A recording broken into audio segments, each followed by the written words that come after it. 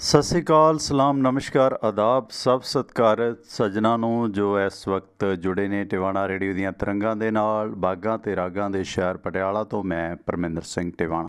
Tiwana radio ਦੇ programme ਭਾਰਤੀ ਸਮਾਂ ਸੋਮਵਾਰ ਤੋਂ ਲੈ ਕੇ ਸ਼ਨੀਵਾਰ ਤੱਕ ਸਵੇਰੇ 6:30 ਵਜੇ ਤੋਂ ਲੈ ਕੇ 8:30 ਵਜੇ ਤੱਕ ਲਾਈਵ ਪ੍ਰੋਗਰਾਮ ਹੁੰਦਾ ਪਟਿਆਲਾ ਸਟੂਡੀਓ 'ਚੋਂ, ਅਤੇ ਸ਼ਾਮ ਨੂੰ 8 ਵਜੇ ਤੋਂ ਲੈ ਕੇ 10 ਵਜੇ ਤੱਕ ਲਾਈਵ ਪ੍ਰੋਗਰਾਮ ਪੇਸ਼ ਕੀਤਾ ਜਾਂਦਾ ਹੈ। ਅਤੇ ਤੁਸੀਂ ਵੀ ਇਸ ਪ੍ਰੋਗਰਾਮ ਦੇ ਵਿੱਚ ਆਪਣੀ ਸ਼ਮੂਲੀਅਤ ਕਰ ਸਕਦੇ ਹੋ, ਲਾਈਵ ਕਾਲ ਕਰ ਸਕਦੇ ਹੋ। ਉਸ ਦੇ ਵਾਸਤੇ ਇੰਡੀਆ ਸਟੂਡੀਓ ਦਾ ਨੰਬਰ ਹੈ 9876309655 9876309655 'ਤੇ ਕਾਲ ਕਰਕੇ ਤੁਸੀਂ ਵੀ ਆਪਣੇ ਜਜ਼ਬਾਤ, ਖਿਆਲਾਤ ਪੂਰੀ ਦੁਨੀਆ ਤੱਕ ਪਹੁੰਚਾ ਸਕਦੇ ਹੋ। ਜਿੱਥੇ ਜਿੱਥੇ ਵੀ ਟਿਵਾਣਾ ਰੇਡੀਓ ਦੇ ਸਰੋਤੇ ਇਸ ਪ੍ਰੋਗਰਾਮ ਨੂੰ ਸੁਣਦੇ ਨੇ ਉਹਨਾਂ ਦੇ ਨਾਲ ਤੁਸੀਂ ਵੀ ਆਪਣੀ ਸਾਂਝ ਬਣਾ ਸਕਦੇ ਹੋ। ਅਤੇ ਅਮਰੀਕਾ ਦੇ ਵਿੱਚ ਇਸ ਪ੍ਰੋਗਰਾਮ ਨੂੰ ਸੁਣਨ ਦੇ ਵਾਸਤੇ ਤੁਸੀਂ ਜਿਹੜਾ ਆਪਣਾ ਟਿਵਾਣਾ ਰੇਡੀਓ ਦਾ ਕਾਲ ਟੂ ਲਿਸਨ ਨੰਬਰ ਹੈ ਉਹ ਹੈ 667-930-9260, ਜਾਣੀ ਕਿ 667-930-9260 'ਤੇ ਡਾਇਲ ਕਰਕੇ ਇਸ ਪ੍ਰੋਗਰਾਮ ਨੂੰ ਤੁਸੀਂ ਸੁਣ ਸਕਦੇ ਹੋ। ਜਾਂ ਟਿਵਾਣਾ ਰੇਡੀਓ ਦੀ ਜਿਹੜੀ ਵੈਬਸਾਈਟ ਆਪਣੀ tivanaradio.com ਵੈਬਸਾਈਟ 'ਤੇ ਜਾ ਕੇ ਵੀ ਤੁਸੀਂ ਪ੍ਰੋਗਰਾਮ ਸੁਣ ਸਕਦੇ ਹੋ। ਅਤੇ ਇਸ ਦੇ ਨਾਲ ਨਾਲ ਆਪਣੀ ਟਿਵਾਣਾ ਰੇਡੀਓ ਦੀ ਵੈਬਸਾਈਟ 'ਤੇ ਤੁਹਾਨੂੰ ਆਈਫੋਨ ਅਤੇ ਐਂਡਰਾਇਡ ਐਪਸ ਮਿਲਣਗੀਆਂ, ਜ਼ਰੂਰ ਇੰਸਟਾਲ ਕਰੋ। ਅਤੇ ਟਿਵਾਣਾ ਰੇਡੀਓ ਦਾ YouTube ਪੇਜ ਹੈ ਜਿੱਥੇ ਤੁਸੀਂ ਪੁਰਾਣੇ ਪ੍ਰੋਗਰਾਮ ਵੀ ਸੁਣ ਸਕਦੇ ਹੋ। ਉਸ ਪੇਜ ਨੂੰ ਸਬਸਕ੍ਰਾਈਬ ਕਰੋ, ਲਾਈਕ ਕਰੋ, ਸ਼ੇਅਰ ਕਰੋ ਅੱਗੇ ਦੋਸਤਾਂ ਮਿੱਤਰਾਂ ਨੂੰ ਸਾਡੇ ਲਿੰਕ। ਅਤੇ ਨਾਲ ਨਾਲ ਇਸੇ ਟਿਵਾਣਾ ਰੇਡੀਓ ਦੇ YouTube ਪੇਜ ਤੋਂ ਆਪਾਂ ਲਾਈਵ ਪ੍ਰੋਗਰਾਮ ਵੀ ਪੇਸ਼ ਕਰਦੇ ਹਾਂ ਜਦੋਂ ਸਵੇਰੇ ਅਤੇ ਸ਼ਾਮ ਨੂੰ ਲਾਈਵ ਹੁੰਦਾ। ਸੋਮਵਾਰ ਤੋਂ ਸ਼ਨੀਵਾਰ ਹਫ਼ਤੇ ਦੇ ਵਿੱਚ 6 ਦਿਨ, ਸਵੇਰੇ 6:30 ਤੋਂ 8:30 ਅਤੇ ਸ਼ਾਮ ਨੂੰ 8 ਵਜੇ ਤੋਂ ਲੈ ਕੇ 10 ਵਜੇ ਤੱਕ ਭਾਰਤੀ ਸਮਾਂ। ਅਤੇ ਇਹ ਪ੍ਰੋਗਰਾਮ ਟਿਵਾਣਾ ਰੇਡੀਓ ਦੇ YouTube ਪੇਜ ਦੇ ਨਾਲ ਨਾਲ ਮੇਰੇ ਆਪਣੇ ਪਰਮਿੰਦਰ ਸਿੰਘ ਟਿਵਾਣਾ ਦਾ ਜਿਹੜਾ ਫੇਸਬੁੱਕ ਪੇਜ ਹੈ ਉਸ 'ਤੇ ਵੀ ਇਹ ਪ੍ਰੋਗਰਾਮ ਲਾਈਵ ਹੁੰਦਾ ਹੈ। ਇਹ ਰਾਜਨੀਤਿਕ ਵਿਸ਼ਲੇਸ਼ਣ ਵਾਸਤੇ ਐਡਵੋਕੇਟ ਸੁਰਿੰਦਰ ਸਿੰਘ ਵੀ ਆਪਣੇ ਨਾਲ ਜੁੜਦੇ ਨੇ ਜਿਨ੍ਹਾਂ ਦੀ ਗੱਲਬਾਤ ਨੂੰ ਤੁਸੀਂ ਬਹੁਤ ਪਸੰਦ ਕਰਦੇ ਹੋ। ਪੰਜਾਬੀ ਸੱਭਿਆਚਾਰ ਦੀਆਂ ਵੱਖ-ਵੱਖ ਵੰਨਗੀਆਂ, ਸਿਨਫਾਂ, ਭਾਂਤਾਂ ਦੀ ਗੱਲ ਕੀਤੀ ਜਾਵੇ ਤਾਂ ਉਸ ਦੇ ਵਿੱਚ ਜਿਹੜੀ ਕਹਾਣੀ ਹੈ ਉਹ ਵੀ ਬੜੀ ਬਾਕਮਾਲ ਹੈ। ਹਰ ਬੰਦੇ ਦੀ ਕੋਈ ਨਾ ਕੋਈ ਜ਼ਿੰਦਗੀ ਦੇ ਵਿੱਚ ਵਾਪਰੀ ਘਟਨਾ ਕਹਾਣੀ ਬਣ ਜਾਂਦੀ ਹੈ। ਸੱਚ ਦੇ ਇਹ ਬਹੁਤ ਨਜ਼ਦੀਕ ਹੁੰਦੀਆਂ ਨੇ, ਪਰ ਕਈ ਵਾਰੀ ਪਾਤਰ ਸਿਰਜੇ ਜਾਂਦੇ ਨੇ। ਅੱਗੇ ਜੱਗ ਬੀਤੀਆਂ ਹੱਡ ਬੀਤੀਆਂ ਸੁਣਾਉਂਦੇ ਸੀ, ਅਤੇ ਕਹਾਣੀ ਬੰਦੇ ਨੂੰ ਜਿਹੜਾ ਹੈਗਾ ਕਿਤੇ ਦੀ ਕਿਤੇ ਲੈ ਜਾਂਦੀ ਹੈ। ਕਲਪਨਾ ਇਸ ਦੇ ਵਿੱਚ ਭਾਵੇਂ ਕਈ ਵਾਰ ਕਹਾਣੀਕਾਰ ਕਰਦਾ ਹੈ, ਪਰ ਉਹ ਇੱਕ ਸਾਨੂੰ ਵਿਸਮਾਦ ਦਿੰਦੀ ਹੈ, ਇੱਕ ਲੌਕਿਕ ਨਜ਼ਾਰਾ ਵੀ ਪੇਸ਼ ਕਰਦੀ ਹੈ। ਅਤੇ ਅਸ਼ੋਪਲੇ ਜੇ ਸਾਨੂੰ ਇੱਕ ਸਿੱਖਿਆ ਵੀ ਹੈ ਜਿਹੜੀ ਉਹ ਦੇ ਦਿੰਦੀ ਹੈ, ਤਾਕੀਦ ਕਰਦੀ ਹੈ, ਅੱਛੇ ਬੁਰੇ ਦੀ ਨਿਰਖ ਕਰਨ ਦੀ ਜਿਹੜੀ ਜਾਂਚ ਪਰਖ ਹੈ ਉਹ ਸਾਨੂੰ ਬਖਸ਼ਦੀ ਹੈ, ਸਾਡਾ ਸੁਭਾਅ ਬਣਾਉਂਦੀ ਹੈ। ਸੋ ਇਸ ਰੇਡੀਓ ਪ੍ਰੋਗਰਾਮਾਂ ਦੇ ਦੌਰਾਨ ਆਪਾਂ ਕਹਾਣੀਆਂ ਵੀ ਸਾਂਝੀਆਂ ਕਰੀਦੀਆਂ ਨੇ ਗਾਹੇ ਬਗਾਹੇ। ਅੱਜ ਹਰਮਿੰਦਰ ਸਿੰਘ ਚਾਹਲ ਹੋਰਾਂ ਦੀ ਜਿਹੜੇ ਉੱਘੇ ਕਹਾਣੀਕਾਰ ਨੇ, NRI ਪ੍ਰਵਾਸੀ ਪੰਜਾਬੀ ਨੇ, ਅਤੇ ਉਹਨਾਂ ਦੀ ਕਹਾਣੀ ਖੋਜ ਤੁਹਾਡੇ ਨਾਲ ਸਾਂਝੀ ਕਰਾਂਗਾ ਜਿਹੜੀ ਕਿ ਪ੍ਰਵਾਸ ਨਾਲ ਜੁੜੀ ਹੈ। ਪ੍ਰਵਾਸੀ ਪੰਜਾਬੀਆਂ ਦੀਆਂ ਜਿਹੜੀਆਂ ਸੀਨਾ ਬਸੀਨਾ ਵਾਪਰੀਆਂ ਘਟਨਾਵਾਂ ਨੇ ਉਹਨਾਂ ਦੇ ਇਹ ਬਹੁਤ ਨੇੜੇ ਹੈ। ਖੋਜ ਕਹਾਣੀ ਦੇ ਰਚੇਤਾ ਹਰਮਿੰਦਰ ਸਿੰਘ ਚਾਹਲ ਲਿਖਦੇ ਨੇ ਕਿ ਕੈਟਰੀਨਾ ਨੇ ਅੱਜ ਅੱਧੇ ਦਿਨ ਦੀ ਛੁੱਟੀ ਲਈ ਹੋਈ ਸੀ। ਲੰਚ ਬ੍ਰੇਕ ਹੁੰਦਿਆਂ ਸਾਰ ਉਹ ਘਰ ਨੂੰ ਚੱਲ ਪਈ। ਦਰਵਾਜ਼ਾ ਖੋਲ੍ਹਦਿਆਂ ਹੀ ਉਸਨੇ ਸੋਫੇ ਵੱਲ ਨਜ਼ਰ ਮਾਰੀ ਤਾਂ ਉਸਦੀ ਧੀ ਸੈਫੀ ਟੇਢੀ ਜਿਹੀ ਹੋਈ ਸੋਫੇ 'ਤੇ ਧੌਣ ਸੁੱਟੀ ਪਈ ਸੀ। ਕੈਟਰੀਨਾ ਦੇ ਕਾਲਜੇ 'ਚ ਹੌਲ ਜਿਹਾ ਪਿਆ। ਉਹ ਛੇਤੀ ਦੇਣੇ ਨੇੜੇ ਆਈ, ਪਰ ਜਦੋਂ ਉਸਨੇ ਵੇਖਿਆ ਕਿ ਸੈਫੀ ਦੀਆਂ ਅੱਖਾਂ ਬੰਦ ਨੇ, ਲੱਗਦਾ ਸੀ ਕਿ ਉਹ ਸ਼ਾਇਦ ਸੁੱਤੀ ਪਈ ਹੈ। ਪਿਛਲੇ ਕਈ ਦਿਨਾਂ ਤੋਂ ਸੈਫੀ ਕੁਝ ਜ਼ਿਆਦਾ ਹੀ ਬਿਮਾਰ ਸੀ। ਕੈਟਰੀਨਾ ਦੇ ਪਰਿਵਾਰਕ ਡਾਕਟਰ ਨੇ ਉਸਨੂੰ ਸਾਈਕੈਟਰਿਸਟ ਜਾਣੀ ਕਿ ਮਨੋਵਿਗਿਆਨਿਕ ਡਾਕਟਰ ਨੂੰ ਦਿਖਾਉਣ ਦਾ ਸੁਝਾਅ ਦਿੱਤਾ ਸੀ। ਅਤੇ ਉਸ ਪਿੱਛੋਂ ਹੀ ਕੈਟਰੀਨਾ ਨੇ ਡਾਕਟਰ ਤੋਂ ਸੈਫੀ ਦੇ ਲਈ ਅੱਜ ਉਸ ਦੀ ਚੈੱਕਅਪ ਦੇ ਲਈ ਵਕਤ ਲਿਆ ਹੋਇਆ ਸੀ। ਇਸੇ ਕਰਕੇ ਉਹ ਜਲਦੀ ਕੰਮ ਤੋਂ ਵਾਪਸ ਆਈ ਅਤੇ ਸੈਫੀ ਅੱਜ ਸਕੂਲ ਗਈ ਹੀ ਨਹੀਂ ਸੀ। ਖੈਰ, ਕੈਟਰੀਨਾ ਨੇ ਥੋੜ੍ਹਾ ਬਹੁਤਾ ਖਾਣ ਪੀਣ ਕੀਤਾ ਅਤੇ ਘੜੀ ਵੱਲ ਨਜ਼ਰ ਮਾਰੀ। ਵਕਤ ਅਜੇ ਪਿਆ ਸੀ ਡਾਕਟਰ ਦੀ ਅਪੁਆਇੰਟਮੈਂਟ ਦੇ ਵਿੱਚ, ਅਤੇ ਉਸਨੇ ਸੈਫੀ ਦੇ ਕੋਲ ਬਹਿੰਦਿਆਂ ਉਸਨੂੰ ਪੁਚਕਾਰ ਕੇ ਉਠਾਇਆ ਅਤੇ ਸੈਫੀ ਇੱਕਦਮ ਭਵੱਤਰਿਆਂ ਵਾਂਗੂ ਉੱਠ ਕੇ ਆਲਾ ਦੁਆਲਾ ਵੇਖਣ ਲੱਗੀ, ਸ਼ਾਇਦ ਕੁਝ ਗੁਆਚਿਆ ਲੱਭਦੀ ਹੋਵੇ। ਕੈਟਰੀਨਾ ਨੇ ਸਹਿ ਸੁਭਾਅ ਮਮਤਾਮਈ ਮੋਹ ਦੇ ਨਾਲ ਉਸਦੇ ਮੱਥੇ 'ਤੇ ਹੱਥ ਫੇਰਿਆ ਅਤੇ ਇੰਨੇ ਨੂੰ ਸੈਫੀ ਵੀ ਜਿਹੜਾ ਹੌਲੀ ਹੌਲੀ ਸੰਭਲ ਗਈ।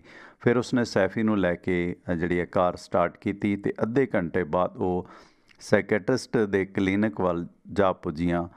ਇਹਨਾਂ ਮਾਵਾਂ ਧੀਆਂ ਦੀ ਵਾਰੀ ਆਉਣ ਦੀ ਅਜੇ ਉਡੀਕ ਸੀ ਅਤੇ ਡਾਕਟਰ ਨੇ ਦੋਵੇਂ ਮਾਵਾਂ ਧੀਆਂ ਨੂੰ ਦਫ਼ਤਰ ਦੇ ਵਿੱਚ ਬੁਲਾ ਲਿਆ ਅਤੇ ਉਸਨੇ ਕੈਟਰੀਨਾ ਨੂੰ ਉੱਥੇ ਬਹਿਣ ਦਾ ਇਸ਼ਾਰਾ ਕੀਤਾ ਅਤੇ ਉਹ ਸੈਫੀ ਨੂੰ ਡਾਕਟਰ ਆਪਣੇ ਕਲੀਨਿਕ ਦੇ ਵਿੱਚ ਲੈ ਗਿਆ ਅਤੇ ਪੂਰੇ 2 ਘੰਟੇ ਉਸਨੇ ਸੈਫੀ ਦੀ ਨਾਲ ਗੱਲਬਾਤ ਕੀਤੀ ਤੇ ਨਿੱਕੀਆਂ ਨਿੱਕੀਆਂ ਗੱਲਾਂ ਦੇ ਵਿੱਚ ਉਸ ਦੀ ਮਰਜ਼ ਲੱਭਣ ਦੀ ਕੋਸ਼ਿਸ਼ ਉਸ ਮਨੋਵਿਗਿਆਨਿਕ ਮਾਹਰ ਨੇ ਕੀਤੀ ਤੇ ਫਿਰ ਉਸਨੇ ਸੈਫੀ ਨੂੰ ਬਾਹਰ ਭੇਜਦਿਆਂ ਕੈਟਰੀਨਾ ਨੂੰ ਜਾਣੀ ਕਿ ਸੈਫੀ ਦੀ ਮਾਂ ਨੂੰ ਅੰਦਰ ਬੁਲਾਇਆ ਤੇ ਉਸ ਦੇ ਨਾਲ ਵਾਹਵਾ ਲੰਮੀ ਗੱਲਬਾਤ ਕੀਤੀ।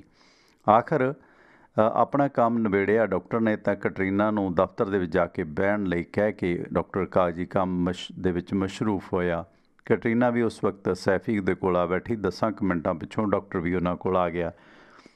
ਸੈਫੀ ਦੀ ਫਾਈਲ ਮੇਜ਼ 'ਤੇ ਰੱਖਦਿਆਂ ਉਹ ਕੈਟਰੀਨਾ ਵੱਲ ਵੇਖਦਾ ਬੋਲਿਆ, ਮਿਸ ਕੈਟਰੀਨਾ, ਉਂਝ ਦਾ ਇਹ ਕੇਸ ਬਹੁਤਾ ਪੇਚੀਦਾ ਨਹੀਂ ਹੈ ਪਰ ਮੁਸ਼ਕਲ ਵੀ ਹੋ ਸਕਦਾ ਹੈ।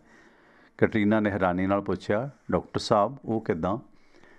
ਡਾਕਟਰ ਨੇ ਆਖਿਆ, ਵੇਖੋ ਸੈਫੀ ਦੀ ਸੋਚ ਅਤੇ ਇਸ ਦਾ ਸਰੀਰ ਇਸ ਦੇ ਪਿਓ 'ਤੇ ਹੈ। ਇਸ ਦੇ ਸਰੀਰ ਦੀਆਂ ਬਹੁਤ ਸਾਰੀਆਂ ਕਿਰਿਆਵਾਂ ਪ੍ਰਤੀਕਿਰਿਆਵਾਂ, ਇਸ ਦੇ ਹਾਵ ਭਾਵ, ਸੋਚਣ ਦਾ ਢੰਗ ਤਰੀਕਾ, ਵਿਚਰਨ ਦਾ ਤਰੀਕਾ, ਇਹ ਸਭ ਕੁਝ ਜੈਨੇਟਿਕ ਹੈ, ਖਾਨਦਾਨੀ ਆ। ਪਰ ਇਸ ਵੇਲੇ ਇਹ ਉਸ ਆਪਣੇ ਜੈਨੇਟਿਕ ਮੁੱਢ ਤੋਂ ਦੂਰ ਹੈ। ਇਸ ਦੀ ਬਿਮਾਰੀ ਦਾ ਇਹੀ ਕਾਰਨ ਹੈ। ਇਸ ਦਾ ਅਰਧ ਸੁਚੇਤ ਮਨ ਆਪਣੇ ਜੈਨੇਟਿਕ ਸੂਤਰ ਕੋਲ ਹੋਣਾ ਲੋਚਦਾ, ਆਪਣੇ ਉਸ ਖਾਨਦਾਨੀ ਅੰਸ਼ ਦੇ ਨਾਲ ਇਹ ਰਲਗੱਡ ਹੋਣਾ ਚਾਹੁੰਦੀ ਹੈ। ਮੈਂ ਤੇਰੇ ਨਾਲ ਵੀ ਇੰਟਰਵਿਊ ਕੀਤੀ ਹੈ। ਇਸ ਦੇ ਜੈਨੇਟਿਕ ਗੁਣ ਤੇਰੇ ਜਾਂ ਤੇਰੇ ਪਰਿਵਾਰ ਨਾਲ ਨਹੀਂ ਮਿਲਦੇ। ਮੈਂ ਨਤੀਜਾ ਕੱਢਿਆ ਕਿ ਇਸ ਦੇ ਗੁਣ ਆਪਣੇ ਪਿਓ ਨਾਲ ਮਿਲਦੇ ਨੇ। ਜੇਕਰ ਇਸ ਨੂੰ ਉਸ ਦੇ ਪਿਓ ਨਾਲ ਮਿਲਾ ਦਿੱਤਾ ਜਾਵੇ ਤਾਂ ਇਹ ਠੀਕ ਹੋ ਸਕਦੀ ਹੈ। ਕਿਉਂਕਿ ਦੋਸਤੋ ਇਹ ਚੀਜ਼ਾਂ ਹੁੰਦੀਆਂ ਨੇ ਜਿਵੇਂ ਆਪਾਂ ਕਹਿੰਦੇ ਆ ਨਾ ਕਿ ਮੜੰਗਾ ਨਹੀਂ, ਬੰਦੇ ਦਾ ਮਨ ਵੀ ਪਰਿਵਾਰ ਦੇ ਕਿਸੇ ਨਾ ਕਿਸੇ ਜੀਅ ਨਾਲ ਜ਼ਿਆਦਾ ਜੁੜਦਾ ਹੁੰਦਾ। ਡਾਕਟਰ ਦੀ ਗੱਲ ਸੁਣ ਕੇ ਕੈਟਰੀਨਾ ਕੁਝ ਨਾ ਬੋਲੀ। ਡਾਕਟਰ ਨੇ ਉਸ ਨੂੰ ਪੁੱਛਿਆ, ਮਿਸ ਕੈਟਰੀਨਾ, ਕੀ ਤੂੰ ਘਰ ਵਾਲੇ ਨਾਲੋਂ ਵੱਖ ਰਹਿੰਦੀ ਆ? ਜੀ, ਮੈਂ ਸਿਰਫ ਘਰ ਦੇ ਵਿੱਚ ਮੈਂ ਤੇ ਸੈਫੀ ਹੀ ਰਹਿੰਦੀ ਹਾਂ। ਕੀ ਤੂੰ ਤਲਾਕਸ਼ੁਦਾ? ਕੈਟਰੀਨਾ ਨੇ ਆਖਿਆ, ਜੀ ਨਹੀਂ। ਤੇ ਫਿਰ ਇਹ ਤੇਰੇ ਕਿਸੇ ਬॉयਫ੍ਰੈਂਡ ਦੀ ਔਲਾਦ ਹੈ? ਜੀ ਨਹੀਂ। ਕੀ ਤੂੰ ਦੱਸ ਸਕਦੀ ਹੈ ਸੈਫੀ ਦਾ ਪਿਓ ਕੌਣ ਹੈ? ਜੀ ਨਹੀਂ, ਇਹ ਗੱਲ ਮੈਂ ਨਹੀਂ ਦੱਸ ਸਕਦੀ। ਕਿਉਂ? ਮੇਰੇ ਮਤਲਬ ਅਜਿਹਾ ਕੀ ਕਾਰਨ ਹੈ ਕਿ ਤੂੰ ਦੱਸ ਨਹੀਂ ਸਕਦੀ? ਡਾਕਟਰ ਨੇ ਜ਼ੋਰ ਪਾ ਕੇ ਉਸ ਨੂੰ ਪੁੱਛਿਆ। ਸੈਫੀ ਦੀ ਮਾਂ ਨੇ ਆਖਿਆ, ਕਿਉਂਕਿ ਮੈਂ ਖੁਦ ਨਹੀਂ ਜਾਣਦੀ ਕਿ ਇਸ ਦਾ ਪਿਓ ਕੌਣ ਹੈ। ਡਾਕਟਰ ਨੇ ਆਖਿਆ, ਓ ਆਈ ਐਮ ਸੌਰੀ, ਮੈਂ ਮਾफ़ੀ ਚਾਹੁੰਦਾ ਜੇ ਮੈਂ ਤੇਰਾ ਦਿਲ ਦੁਖਾਇਆ। ਡਾਕਟਰ ਨੇ ਆਪਣੀ ਐਨਕ ਉਤਾਰ ਪਾਸੇ ਰੱਖ ਦਿੱਤੀ ਅਤੇ ਉਸਨੇ ਧਿਆਨ ਨਾਲ ਸੈਫੀ ਵੱਲ ਝਾਕਿਆ। ਉਸ ਦੇ ਤਿੱਖੇ ਨੈਣ ਨਕਸ਼, ਕਣਕ ਵੰਨਾ ਰੰਗ, ਛਾਂਟਵਾਂ ਸਰੀਰ ਉਹ ਵੇਖਦਿਆਂ ਹੀ ਸਮਝ ਗਿਆ ਕਿ ਸੈਫੀ ਕਿਸੇ ਪੰਜਾਬੀ ਦੀ ਧੀ ਹੈ। ਕੈਟਰੀਨਾ ਉਦਾਸ ਜਿਹੀ ਉੱਠੀ ਅਤੇ ਸੈਫੀ ਨੂੰ ਲੈ ਕੇ ਘਰ ਵੱਲ ਚੱਲ ਪਈ। ਰਾਤ ਵੇਲੇ ਸੈਫੀ ਆਪਣੇ ਕਮਰੇ ਦੇ ਵਿੱਚ ਪਈ ਪਾਸੇ ਮਾਰਦੀ ਰਹੀ ਅਤੇ ਉਸ ਨੂੰ ਨੀਂਦ ਨਹੀਂ ਸੀ ਆ ਰਹੀ। ਉਹ ਉੱਠ ਕੇ ਆਪਣੇ ਲਿਵਿੰਗ ਰੂਮ ਦੇ ਵਿੱਚ ਆਈ ਤਾਂ ਉਸਨੇ ਵੇਖਿਆ ਕਿ ਉਸ ਦੀ ਮਾਂ ਕੈਟਰੀਨਾ ਆਪਣੇ ਆਪ 'ਚ ਗੁਆਚੀ ਸੋਫੇ 'ਤੇ ਬੈਠੀ ਸਿਗਰਟ ਫੂਕੀ ਜਾ ਰਹੀ ਹੈ। ਸੈਫੀ ਨੇ ਉਸ ਦੇ ਕੋਲ ਜਾ ਕੇ ਆਪਣੀ ਮਾਂ ਵੱਲ ਤੱਕਿਆ ਅਤੇ ਕੈਟਰੀਨਾ ਤਰਵ ਕੇ ਉਸ ਵੱਲ ਝਾਕੀ ਅਤੇ ਕੈਟਰੀਨਾ ਨੇ ਸਿਗਰਟ ਬੁਝਾ ਦਿੱਤੀ ਅਤੇ ਸੈਫੀ ਦੇ ਸਿਰ 'ਤੇ ਮੁਹੱਬਤ ਨਾਲ ਹੱਥ ਫੇਰਿਆ। ਸੈਫੀ ਨੇ ਆਪਣੀ ਮਾਂ ਨੂੰ ਪੁੱਛਿਆ, ਮਾਂ ਇੱਕ ਗੱਲ ਪੁੱਛਣੀ ਹੈ। ਹਾਂ ਪੁੱਛ ਮੇਰੀ ਬੱਚੀ। ਕੀ ਤੈਨੂੰ ਪਤਾ ਹੈ ਕਿ ਮੇਰਾ ਬਾਪ ਕੌਣ ਹੈ, ਜਾਂ ਫਿਰ ਤੂੰ ਜਾਣ-ਬੁੱਝ ਕੇ ਕੁਝ ਦੱਸਣਾ ਨਹੀਂ ਚਾਹੁੰਦੀ? ਕੈਟਰੀਨਾ ਨੇ ਆਖਿਆ, ਵੇਖ ਬੇਟੀ, ਤੂੰ ਪਹਿਲਾਂ ਵੀ ਕਈ ਵਾਰ ਇਹ ਸਵਾਲ ਪੁੱਛ ਚੁੱਕੀ ਹੈ, ਪਰ ਮੈਂ ਸੱਚ ਕਹਿ ਰਹੀ ਹਾਂ ਕਿ ਮੈਂ ਤੇਰੇ ਪਿਓ ਬਾਰੇ ਨਹੀਂ ਜਾਣਦੀ। ਤੂੰ ਮੇਰੇ 'ਤੇ ਭਰੋਸਾ ਕਰ। ਸੈਫੀ ਨੇ ਦੁਖੀ ਹੁੰਦਿਆਂ ਆਖਿਆ, ਫਿਰ ਮੈਂ ਇਸ ਦੁਨੀਆ 'ਚ ਕਿਵੇਂ ਆਈ? ਮੇਰਾ ਮਤਲਬ। ਕੈਟਰੀਨਾ ਨੇ ਆਖਿਆ, ਮੇਰੀ ਧੀ, ਤੂੰ ਮੇਰੇ ਬਾਰੇ ਗਲਤ ਨਾ ਸੋਚ। ਜੋ ਤੂੰ ਸੋਚ ਰਹੀ ਹੈ ਅਜਿਹਾ ਕੁਝ ਵੀ ਨਹੀਂ ਹੈ, ਪਰ ਇਹ ਸੱਚ ਹੈ ਕਿ ਮੈਨੂੰ ਬਿਲਕੁਲ ਨਹੀਂ ਪਤਾ ਕਿ ਤੇਰਾ ਪਿਓ ਅਸਲ ਕੌਣ ਹੈ। ਸੈਫੀ ਕੁਝ ਨਾ ਬੋਲੀ ਅਤੇ ਵਾਪਸ ਆਪਣੇ ਸੌਣ ਦੇ ਕਮਰੇ ਵੱਲ ਨੂੰ ਤੁਰ ਪਈ। ਕੈਟਰੀਨਾ ਸਾਰੀ ਰਾਤ ਸੌਂ ਨਾ ਸਕੀ ਅਤੇ ਉਸਨੇ ਸੋਫੇ 'ਤੇ ਪਾਸੇ ਲੈਂਦਿਆਂ ਸਾਰੀ ਰਾਤ ਇਹਨਾਂ ਸੋਚਾਂ ਦੇ ਵਿੱਚ ਹੀ ਗੁਜ਼ਾਰ ਦਿੱਤੀ ਕਿ ਆਖਰ ਇਸ ਸਮੱਸਿਆ ਦਾ ਕੀ ਹੱਲ ਉਹ ਲੱਭੇ। ਸਵੇਰੇ ਉਸ ਦੀ ਅੱਖ ਲੱਗੀ ਤਾਂ ਉਦੋਂ ਸੈਫੀ ਉੱਠ ਕੇ ਸਕੂਲ ਜਾਣ ਨੂੰ ਤਿਆਰ ਹੋਣ ਲੱਗੀ ਅਤੇ ਉਸਦੇ ਤੋਰੇ ਫੇਰੇ ਨੇ ਕੈਟਰੀਨਾ ਨੂੰ ਜਗਾ ਦਿੱਤਾ ਅਤੇ ਉਸਨੇ ਸੈਫੀ ਦੇ ਚਿਹਰੇ ਵੱਲ ਵੇਖਿਆ ਅਤੇ ਇਸ ਵਕਤ ਉਹ ਠੀਕ ਜਾਪ ਰਹੀ ਸੀ। ਉਦੋਂ ਹੀ ਉਸਦੇ ਮਨ ਦੇ ਵਿੱਚ ਅਚਾਨਕ ਖਿਆਲ ਆਇਆ ਕਿ ਉਹ ਇਸ ਦੇ ਪਿਓ ਨੂੰ ਲੱਭ ਸਕਦੀ ਹੈ।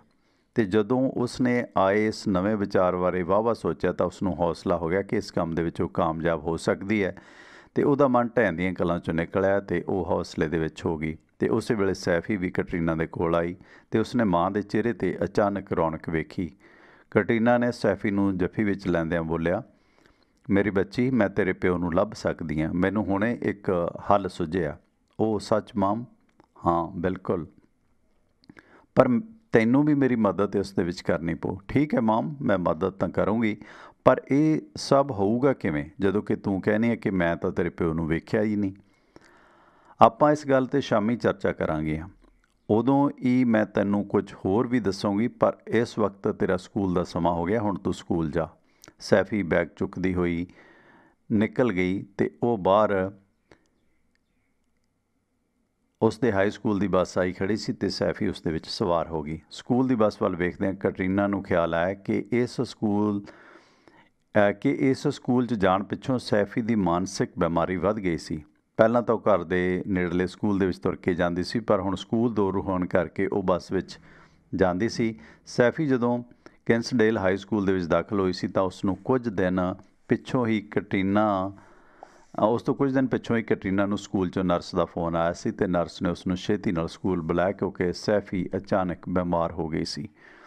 ਕੈਟਰੀਨਾ ਭੱਜੀ ਦੌੜੀ ਸਕੂਲ ਪਹੁੰਚੀ ਅਤੇ ਅਗਾਂਹ ਉਸਨੇ ਵੇਖਿਆ ਕਿ ਸੈਫੀ ਨਰਸ ਦੇ ਕਲੀਨਿਕ ਰੂਮ ਦੇ ਵਿੱਚ ਕੁਰਸੀ 'ਤੇ ਜਿਹੜਾ ਸਿਰ ਟਿਕਾਈ ਅੱਖਾਂ ਮੀਚੀ ਨਡਾਲ ਪਈ ਸੀ। ਕੈਟਰੀਨਾ ਸੈਫੀ ਦੇ ਕੋਲ ਬਹਿੰਦੀ ਉਸਦੇ ਸਿਰ 'ਤੇ ਹੱਥ ਫੇਰਨ ਲੱਗੀ।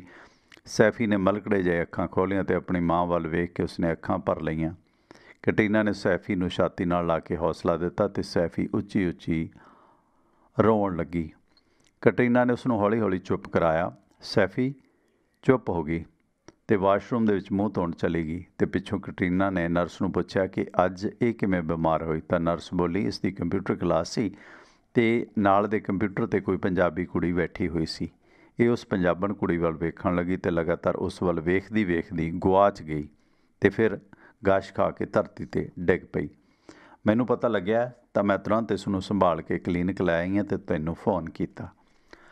ਨਰਸ ਦੀ ਗੱਲ ਸੁਣ ਕੇ ਕੈਟਰੀਨਾ ਨੂੰ ਹੈਰਾਨੀ ਨਾ ਹੋਈ ਕਿਉਂਕਿ ਪਹਿਲੀ ਵਾਰ ਨਹੀਂ ਸੀ ਹੋਇਆ, ਇਸ ਤਰ੍ਹਾਂ ਬਹੁਤ ਵਾਰ ਹੋ ਚੁੱਕਾ ਸੀ। ਅਸਲ ਦੇ ਵਿੱਚ ਸੈਫੀ ਨੇ ਜਿਉਂ ਹੀ ਹੋਸ਼ ਸੰਭਾਲੀ ਸੀ ਅਤੇ ਉਸਦੀ ਇਹ ਬਿਮਾਰੀ ਚੱਲਦੀ ਜਾ ਰਹੀ ਸੀ ਅਤੇ ਵੱਧਦੀ ਵੀ ਜਾ ਰਹੀ ਸੀ। ਜਿਉਂ-ਜਿਉਂ ਉਹ ਸਿਆਣੀ ਹੁੰਦੀ ਅਤੇ ਬਿਮਾਰੀ ਵੱਧ ਰਹੀ ਸੀ ਅਤੇ ਹਾਈ ਸਕੂਲ ਦਾਖਲ ਹੋਣ ਕਰਕੇ ਕਿਉਂਕਿ ਇਹ ਸਕੂਲ ਦੇ ਵਿੱਚ ਉਹ ਨਵੀਂ ਸੀ ਅਤੇ ਇੱਥੇ ਆ ਕੇ ਉਸਦੀ ਬਿਮਾਰੀ ਇੱਕਦਮ ਤੇਜ਼ ਹੋ ਗਈ। ਸੈਫੀ ਦੀ ਇਹ ਮਾਨਸਿਕ ਬਿਮਾਰੀ ਪਿੱਛੋਂ ਸ਼ੁਰੂ ਹੋਈ ਸੀ। ਪਹਿਲਾਂ ਉਸ ਨੂੰ ਜੰਮਦੀ ਨੂੰ ਇੱਕ ਹੋਰ ਬਿਮਾਰੀ ਸੀ ਅਤੇ ਕਈ ਵਾਰ ਉਹ ਛਿੱਕਾਂ ਮਾਰਨ ਲੱਗਦੀ ਅਤੇ ਲਗਾਤਾਰ 20-25 ਛਿੱਕਾਂ ਮਾਰਦੀ ਅਤੇ ਉਸਦਾ ਨੱਕ ਵਹਿਣ ਲੱਗਦਾ। ਪਰ ਅਜਿਹਾ ਉਸ ਦਿਨ ਹੁੰਦਾ ਸੀ ਜਿਸ ਦਿਨ ਹੁਮਸ ਹੁੰਦਾ ਸੀ ਅਤੇ ਇਹ ਵੀ ਜ਼ਰੂਰ ਹੁੰਦਾ ਸੀ ਕਿ ਜਿਸ ਦਿਨ ਸੈਫੀ ਨੂੰ ਛਿੱਕਾਂ ਆਉਂਦੀਆਂ ਅਤੇ ਉਸਦਾ ਨੱਕ ਵਗਦਾ ਅਤੇ ਉਸ ਦਿਨ ਮੀਂਹ ਵੀ ਜ਼ਰੂਰ ਪੈਂਦਾ ਸੀ। ਅਤੇ ਜਦੋਂ ਉਸਨੂੰ ਸਕੂਲ ਆਇਆ, ਉਹ ਪਹਿਲੇ ਹੀ ਦਿਨ ਜਦੋਂ ਉਸਨੇ ਛਿੱਕਾਂ ਮਾਰੀਆਂ ਤਾਂ ਟੀਚਰ ਨੂੰ ਹੱਥਾਂ ਪੈਰਾਂ ਦੀ ਪੈ ਗਈ ਅਤੇ ਉਸਨੇ ਫਟਾਫਟ ਕੈਟਰੀਨਾ ਨੂੰ ਬੁਲਾਇਆ। ਪਰ ਕੈਟਰੀਨਾ ਨੇ ਜਾ ਕੇ ਟੀਚਰ ਨੂੰ ਸੈਫੀ ਦੀ ਇਸ ਜਮਾਂਦਰੂ ਬਿਮਾਰੀ ਬਾਰੇ ਦੱਸ ਕੇ ਸ਼ਾਂਤ ਕਰ ਦਿੱਤਾ ਅਤੇ ਨਾਲ ਹੀ ਦੱਸ ਦਿੱਤਾ ਕਿ ਅੱਜ ਮੀਂਹ ਜ਼ਰੂਰ ਪਏਗਾ। ਇਹ ਗੱਲ ਸੱਚੀ ਵੀ ਹੋਈ। ਉਸ ਪਿੱਛੋਂ ਅਗਲੀ ਵਾਰ ਇਸੇ ਵਜ੍ਹਾ ਕਰਕੇ ਕੈਟਰੀਨਾ ਨੂੰ ਟੀਚਰ ਨੇ ਸਕੂਲ ਬੁਲਾਇਆ ਤਾਂ ਉਸ ਦੇ ਪਹੁੰਚਦਿਆਂ ਹੀ ਟੀਚਰ ਸੰਜੀਦਾ ਹੋਣ ਦੀ ਬੋਲੀ, ਮਿਸਟਰ ਕੈਟਰੀਨਾ, ਤੇਰੀ ਕੁੜੀ ਤਾਂ ਚਮਤਕਾਰੀ ਹੈ। ਇਸ ਨੂੰ ਪਹਿਲਾਂ ਪਤਾ ਲੱਗ ਜਾਂਦਾ ਕਿ ਅੱਜ ਬਾਰਿਸ਼ ਹੋਵੇਗੀ ਅਤੇ ਇਹ ਉਸ ਦੀਆਂ ਛਿੱਕਾਂ ਮਾਰਦਿਆਂ ਵੀ ਪਤਾ ਲੱਗ ਜਾਂਦਾ ਕਿ ਅੱਜ ਮੀਂਹ ਪਵੇਗਾ। ਟੀਚਰ ਪਹਿਲਾਂ ਮੈਨੂੰ ਵੀ ਖਿਆਲ ਸੀ, ਪਰ ਪਿੱਛੋਂ ਡਾਕਟਰ ਨੇ ਦੱਸਿਆ ਕਿ ਲੱਖਾਂ ਦੇ ਵਿੱਚੋਂ ਇੱਕ ਅੱਧ ਇਨਸਾਨ ਕਈ ਵਾਰੀ ਕੁਦਰਤ ਦੇ ਕਿਸੇ ਵਰਤਾਰੇ ਨਾਲ ਸਿੱਧਾ ਜੁੜਿਆ ਹੁੰਦਾ, ਜਿਵੇਂ ਕਿ ਸੈਫੀ। ਮੌਸਮ ਖਰਾਬ ਹੋ ਕੇ ਜਦੋਂ ਮੀਂਹ ਪੈਣ ਦੀ ਤਿਆਰੀ ਕਰਦਾ ਤਾਂ ਕੁਦਰਤ ਸੈਫੀ ਦੇ ਸਰੀਰ ਨੂੰ ਵੀ ਸਿਗਨਲ ਦਿੰਦੀ ਹੈ ਅਤੇ ਫਿਰ ਇਹ ਮੌਸਮ ਮੁਤਾਬਕ ਕੰਮ ਕਰਨਾ ਸ਼ੁਰੂ ਕਰ ਦਿੰਦੀ ਹੈ। ਟੀਚਰ ਸੰਤੁਸ਼ਟ ਹੋ ਗਈ, ਪਰ ਕਈ ਆਂਢੀ ਗੁਆਂਢੀ ਸੈਫੀ ਨੂੰ ਕਰਾਮਾਤੀ ਸਮਝਦੇ ਰਹੇ। ਖੈਰ, ਕੈਟਰੀਨਾ ਨੇ ਇਸ ਗੱਲ ਨੂੰ ਸੰਜੀਦਗੀ ਨਾਲ ਨਾ ਲਿਆ ਅਤੇ ਉਹ ਤਾਂ ਸਗੋਂ ਜਦੋਂ ਸੈਫੀ ਛਿੱਕਾਂ ਮਾਰਨੀਆਂ ਸ਼ੁਰੂ ਕਰ ਦਿੰਦੀ ਤਾਂ ਹੱਸ ਕੇ ਕਹਿ ਦਿੰਦੀ ਕਿ ਲਓ ਜੀ, ਕੁਝ ਦੇਰ ਨੂੰ ਹੁਣ ਮੀਂਹ ਆਇਆ ਲਓ। ਪਿੱਛੋਂ ਤਾਂ ਸੈਫੀ ਦੀ ਇਸ ਗੱਲ ਆਪਣੇ ਦੋਸਤਾਂ ਦੇ ਵਿੱਚ ਵੀ ਮਸ਼ਹੂਰ ਹੋ ਗਈ। ਜਦੋਂ ਕਿਧਰੇ ਉਹ ਦੋਸਤਾਂ ਨਾਲ ਬਾਹਰ ਖੇਡ ਰਹੀ ਹੁੰਦੀ ਤਾਂ ਸੈਫੀ ਨੂੰ ਜਦੋਂ ਛਿੱਕਾਂ ਆਉਣੀਆਂ ਸ਼ੁਰੂ ਹੁੰਦੀਆਂ ਤਾਂ ਸਾਰੇ ਉਸਦੇ ਦੋਸਤ ਇਹ ਕਹਿ ਕੇ ਘਰਾਂ ਨੂੰ ਭੱਜ ਜਾਂਦੇ ਕਿ ਲਓ ਬਈ, ਮੀਂਹ ਆ ਗਿਆ, ਬਚ ਲਓ ਜਿਸ ਤੋਂ ਬਚੀਦਾ। ਕਈ ਵਾਰੀ ਇਸ ਵਰਤਾਰੇ ਤੋਂ ਕੈਟਰੀਨਾ ਸੈਫੀ ਖੁਸ਼ ਵੀ ਹੁੰਦੀ ਅਤੇ ਕਈ ਵਾਰੀ ਸੈਡ, ਉਦਾਸ ਵੀ ਹੁੰਦੀ ਕਿਉਂਕਿ ਇਹ ਇੱਕ ਸੱਚ ਉਸ ਦੇ ਨਾਲ ਜੁੜ ਗਿਆ ਸੀ। ਇੱਕ ਵਾਰੀ ਕੈਟਰੀਨਾ ਕਿਸੇ ਦੋਸਤ ਡਾਕਟਰ ਦੇ ਘਰ ਪਾਰਟੀ 'ਤੇ ਗਈ ਸੀ ਅਤੇ ਉੱਥੇ ਅਚਾਨਕ ਸੈਫੀ ਨੇ ਛਿੱਕਾਂ ਮਾਰਨੀਆਂ ਸ਼ੁਰੂ ਕਰ ਦਿੱਤੀਆਂ ਅਤੇ ਨੱਕ ਉਸ ਦਾ ਵਹਿਣ ਲੱਗਾ। ਕੈਟਰੀਨਾ ਨੇ ਉਸ ਡਾਕਟਰ ਨਾਲ ਗੱਲ ਕੀਤੀ। ਉਸ ਨੇ ਵੀ ਕੁਦਰਤ ਦੇ ਵਰਤਾਰੇ ਵਾਲੀ ਗੱਲ ਹੀ ਆਖੀ, ਪਰ ਨਾਲ ਹੀ ਉਹ ਕੁਝ ਸੋਚਦਾ ਬੋਲਿਆ, ਮਿਸ ਕੈਟਰੀਨਾ, ਸੈਫੀ ਦੀ ਬਾਡੀ ਦੇ ਵਿੱਚ ਇਹ ਗੱਲ ਜੈਨੇਟਿਕ ਹੈ। ਤੁਹਾਡੇ ਘਰ ਦੇ ਵਿੱਚ ਕੋਈ ਅਜਿਹਾ ਵੱਡਾ ਜ਼ਰੂਰ ਹੋਵੇਗਾ ਜੋ ਇਸ ਤਰ੍ਹਾਂ ਦੇ ਵਰਤਾਰੇ ਦੇ ਵਿੱਚੋਂ ਗੁਜ਼ਰਦਾ ਹੋਵੇ। ਮੇਰਾ ਮਤਲਬ ਹੈ ਤੇਰਾ ਪਤੀ, ਤੇਰੇ ਮਾਪਿਆਂ 'ਚੋਂ ਕੋਈ। ਡਾਕਟਰ ਦੀ ਗੱਲ ਸੁਣ ਕੇ ਕੈਟਰੀਨਾ ਨੂੰ ਆਪਣੇ ਖਾਨਦਾਨ ਦਾ ਸਾਰਿਆਂ ਦਾ ਖਿਆਲ ਆਇਆ, ਪਰ ਉਸਨੂੰ ਕੋਈ ਵੀ ਅਜਿਹਾ ਨਾ ਦਿਸਿਆ ਜਿਸ ਦੇ ਲੱਛਣ सिम्पटम सैफी दे नाल जुड़दे होण, छिक्का मारदे होण। ते फिर उसका ध्यान अपने परिवार तो अगांह गया तो वो उदास हो गई। डॉक्टर ने उसके मोढे ते हथ फेरिया तो कैटरीना संभल गई। खैर सैफी की इस बीमारी का कैटरीना नूं फिक्र नहीं सी, उसनूं तां उसके मानसिक रोग का फिक्र सी जो दिनों दिन वध रहा सी। ते कई वारी कई हफ्ते सैफी ठीक रहिंदी पर अचानक बीमार हो जाती। उंज कैटरीना वेखदी रहिंदी कि सैफी दियां भावें होर भी सहेलियां सन, पर गुआढ़ी पंजाबण परिवार दियां कुड़ियां दे नाल ओह बहुत घुल मिल के खुश हुंदी। कई वारी देर रात सैफी उन्हां पंजाबी दोस्तां दे घरे रहिंदी ते अजिहा भी कई बार होया कि सैफी उदास हुंदी तां कैटरीना गुआढ़ रहिंदे पंजाबी परिवार दा दरवाजा खड़काउंदी, सैफी नूं उन्हां पंजाबीआं दे छड्ड आउंदी जां उन्हां पंजाबण कुड़ियां नूं अपने घरे लिआउंदी। सैफी उन्हां नाल घुल मिल के बिल्कुल दुरुस्त हो जांदी, उदासी चों निकल आउंदी। एक बार कैटरीना सैफी दे नाल किधरे बाहर जांदी ਤਾਂ ਕੈਟਰੀਨਾ ਨੋਟ ਕਰਦੀ ਹੈ ਕਿ ਸੈਫੀ ਕੋਲੋਂ ਲੰਘਦੇ ਉਹਦੇ ਵਰਗੇ ਨੈਣ ਨਕਸ਼ ਵਾਲੇ ਪੰਜਾਬੀਆਂ ਵੱਲ ਬੜੀ ਗੌਰ ਅਤੇ ਰੀਝ ਨਾਲ ਨਿੱਠ ਕੇ ਵੇਖਦੀ।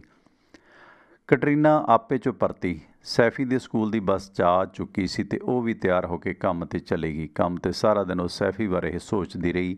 ਇਸ ਮਾਮਲੇ 'ਚੋਂ ਅੱਗੇ ਕੀਤੇ ਜਾਣ ਵਾਲੇ ਕੰਮ ਦੀਆਂ ਵਿਉਂਤਾਂ ਬਣਾਉਣ ਲੱਗੀ। ਕੰਮ ਤੋਂ ਛੁੱਟੀ ਮਿਲਦਿਆਂ ਉਸਨੇ ਫੇਅਰਫੈਕਸ ਹਸਪਤਾਲ ਦੇ ਵਿੱਚ ਗਈ ਉਹ ਤੇ ਹਸਪਤਾਲ ਦੇ ਪਿਛਲੇ ਪਾਸੇ ਬਣੇ ਨਵੇਕਲੇ ਜਿਹੇ ਦਫ਼ਤਰ ਦੇ ਵਿੱਚ ਜਾ ਕੇ ਉਸਨੇ ਆਉਣ ਦਾ ਮਕਸਦ ਲਿਖਿਆ ਤੇ ਅਰਜੀ ਭਰੀ ਤੇ ਕਲਰਕ ਨੂੰ ਫੜਾ ਕੇ ਆਪਣੀ ਵਾਰੀ ਉਡੀਕਣ ਲੱਗੀ। ਉਸ ਦੀ ਨਿਗਾਹ ਸਾਹਮਣੇ ਲਿਖੇ ਦਫ਼ਤਰ ਤੇ ਜਾ ਪਈ। ਲਿਖਿਆ ਹੋਇਆ ਸੀ ਸਪਰਮ ਬੈਂਕ ਤੇ ਇਹ ਸਪਰਮ ਬੈਂਕ ਅੱਜ ਕੱਲ੍ਹ ਆਮ ਹੋ ਗਿਆ, ਖਾਸ ਕਰਕੇ ਪੰਜਾਬ ਦੇ ਵਿੱਚ, ਜਿਹਨੂੰ ਕਹਿ ਦਈਏ ਕਿ ਨਮਰਦਗੀ ਦਾ ਵਧਣਾ। ਇਹ ਪੜ੍ਹਦਿਆਂ ਵਿੱਕੀ ਡੋਨਰ ਇੱਕ ਫਿਲਮ ਵੀ ਹੈ ਇਸ ਮੁਤਲਕ, ਕਦੇ ਵੇਖਿਓ। ਇਹ ਪੜ੍ਹਦਿਆਂ ਉਸ ਦੀ ਸੋਚ ਪਛਾਂ ਨੂੰ ਮੁੜ ਗਈ। ਉਹ ਖਿਆਲਾਂ 'ਚ ਗੁਆਚ ਗਈ। ਉਸ ਨੂੰ ਉਹ ਵੇਲਾ ਯਾਦ ਆਇਆ ਜਦੋਂ ਉਹ ਇੰਗਲੈਂਡ ਰਹਿੰਦੀ ਸੀ। ਕੋਈ 20 ਵਰ੍ਹਿਆਂ ਦੀ ਗੱਲ ਹੋਵੇਗੀ। ਉਹ ਲੈਸਬੀਅਨ ਸੀ। ਉਸ ਦੀ ਰੁਚੀ ਬਚਪਨ ਤੋਂ ਹੀ ਇਹ ਸੀ ਤੇ ਕਾਲਜ ਪੜ੍ਹਦਿਆਂ ਪਿੱਛੋਂ ਉਸਨੇ ਆਪਣੀ ਸਹੇਲੀ ਨਾਲ ਰਹਿਣਾ ਸ਼ੁਰੂ ਕਰ ਦਿੱਤਾ, ਲੈਸਬੀਅਨ। ਕਈ ਸਾਲ ਗੁਜ਼ਰ ਗਏ ਪਰ ਅਚਾਨਕ ਉਸ ਦੇ ਅੰਦਰ ਤਬਦੀਲੀ ਆਉਣ ਲੱਗੀ। ਉਹਦੇ ਅੰਦਰ ਇੱਕ ਵੱਖਰੀ ਰੁਚੀ ਅੰਗੜਾਈਆਂ ਲੈਣ ਲੱਗੀ ਕਿ ਉਸਨੇ ਆਪਣੀ ਸਹੇਲੀ ਨੂੰ ਇਸ ਰੁਚੀ ਬਾਰੇ ਦੱਸਿਆ ਕਿ ਮੈਂ ਬੱਚਾ ਚਾਹੁੰਦੀ ਹਾਂ।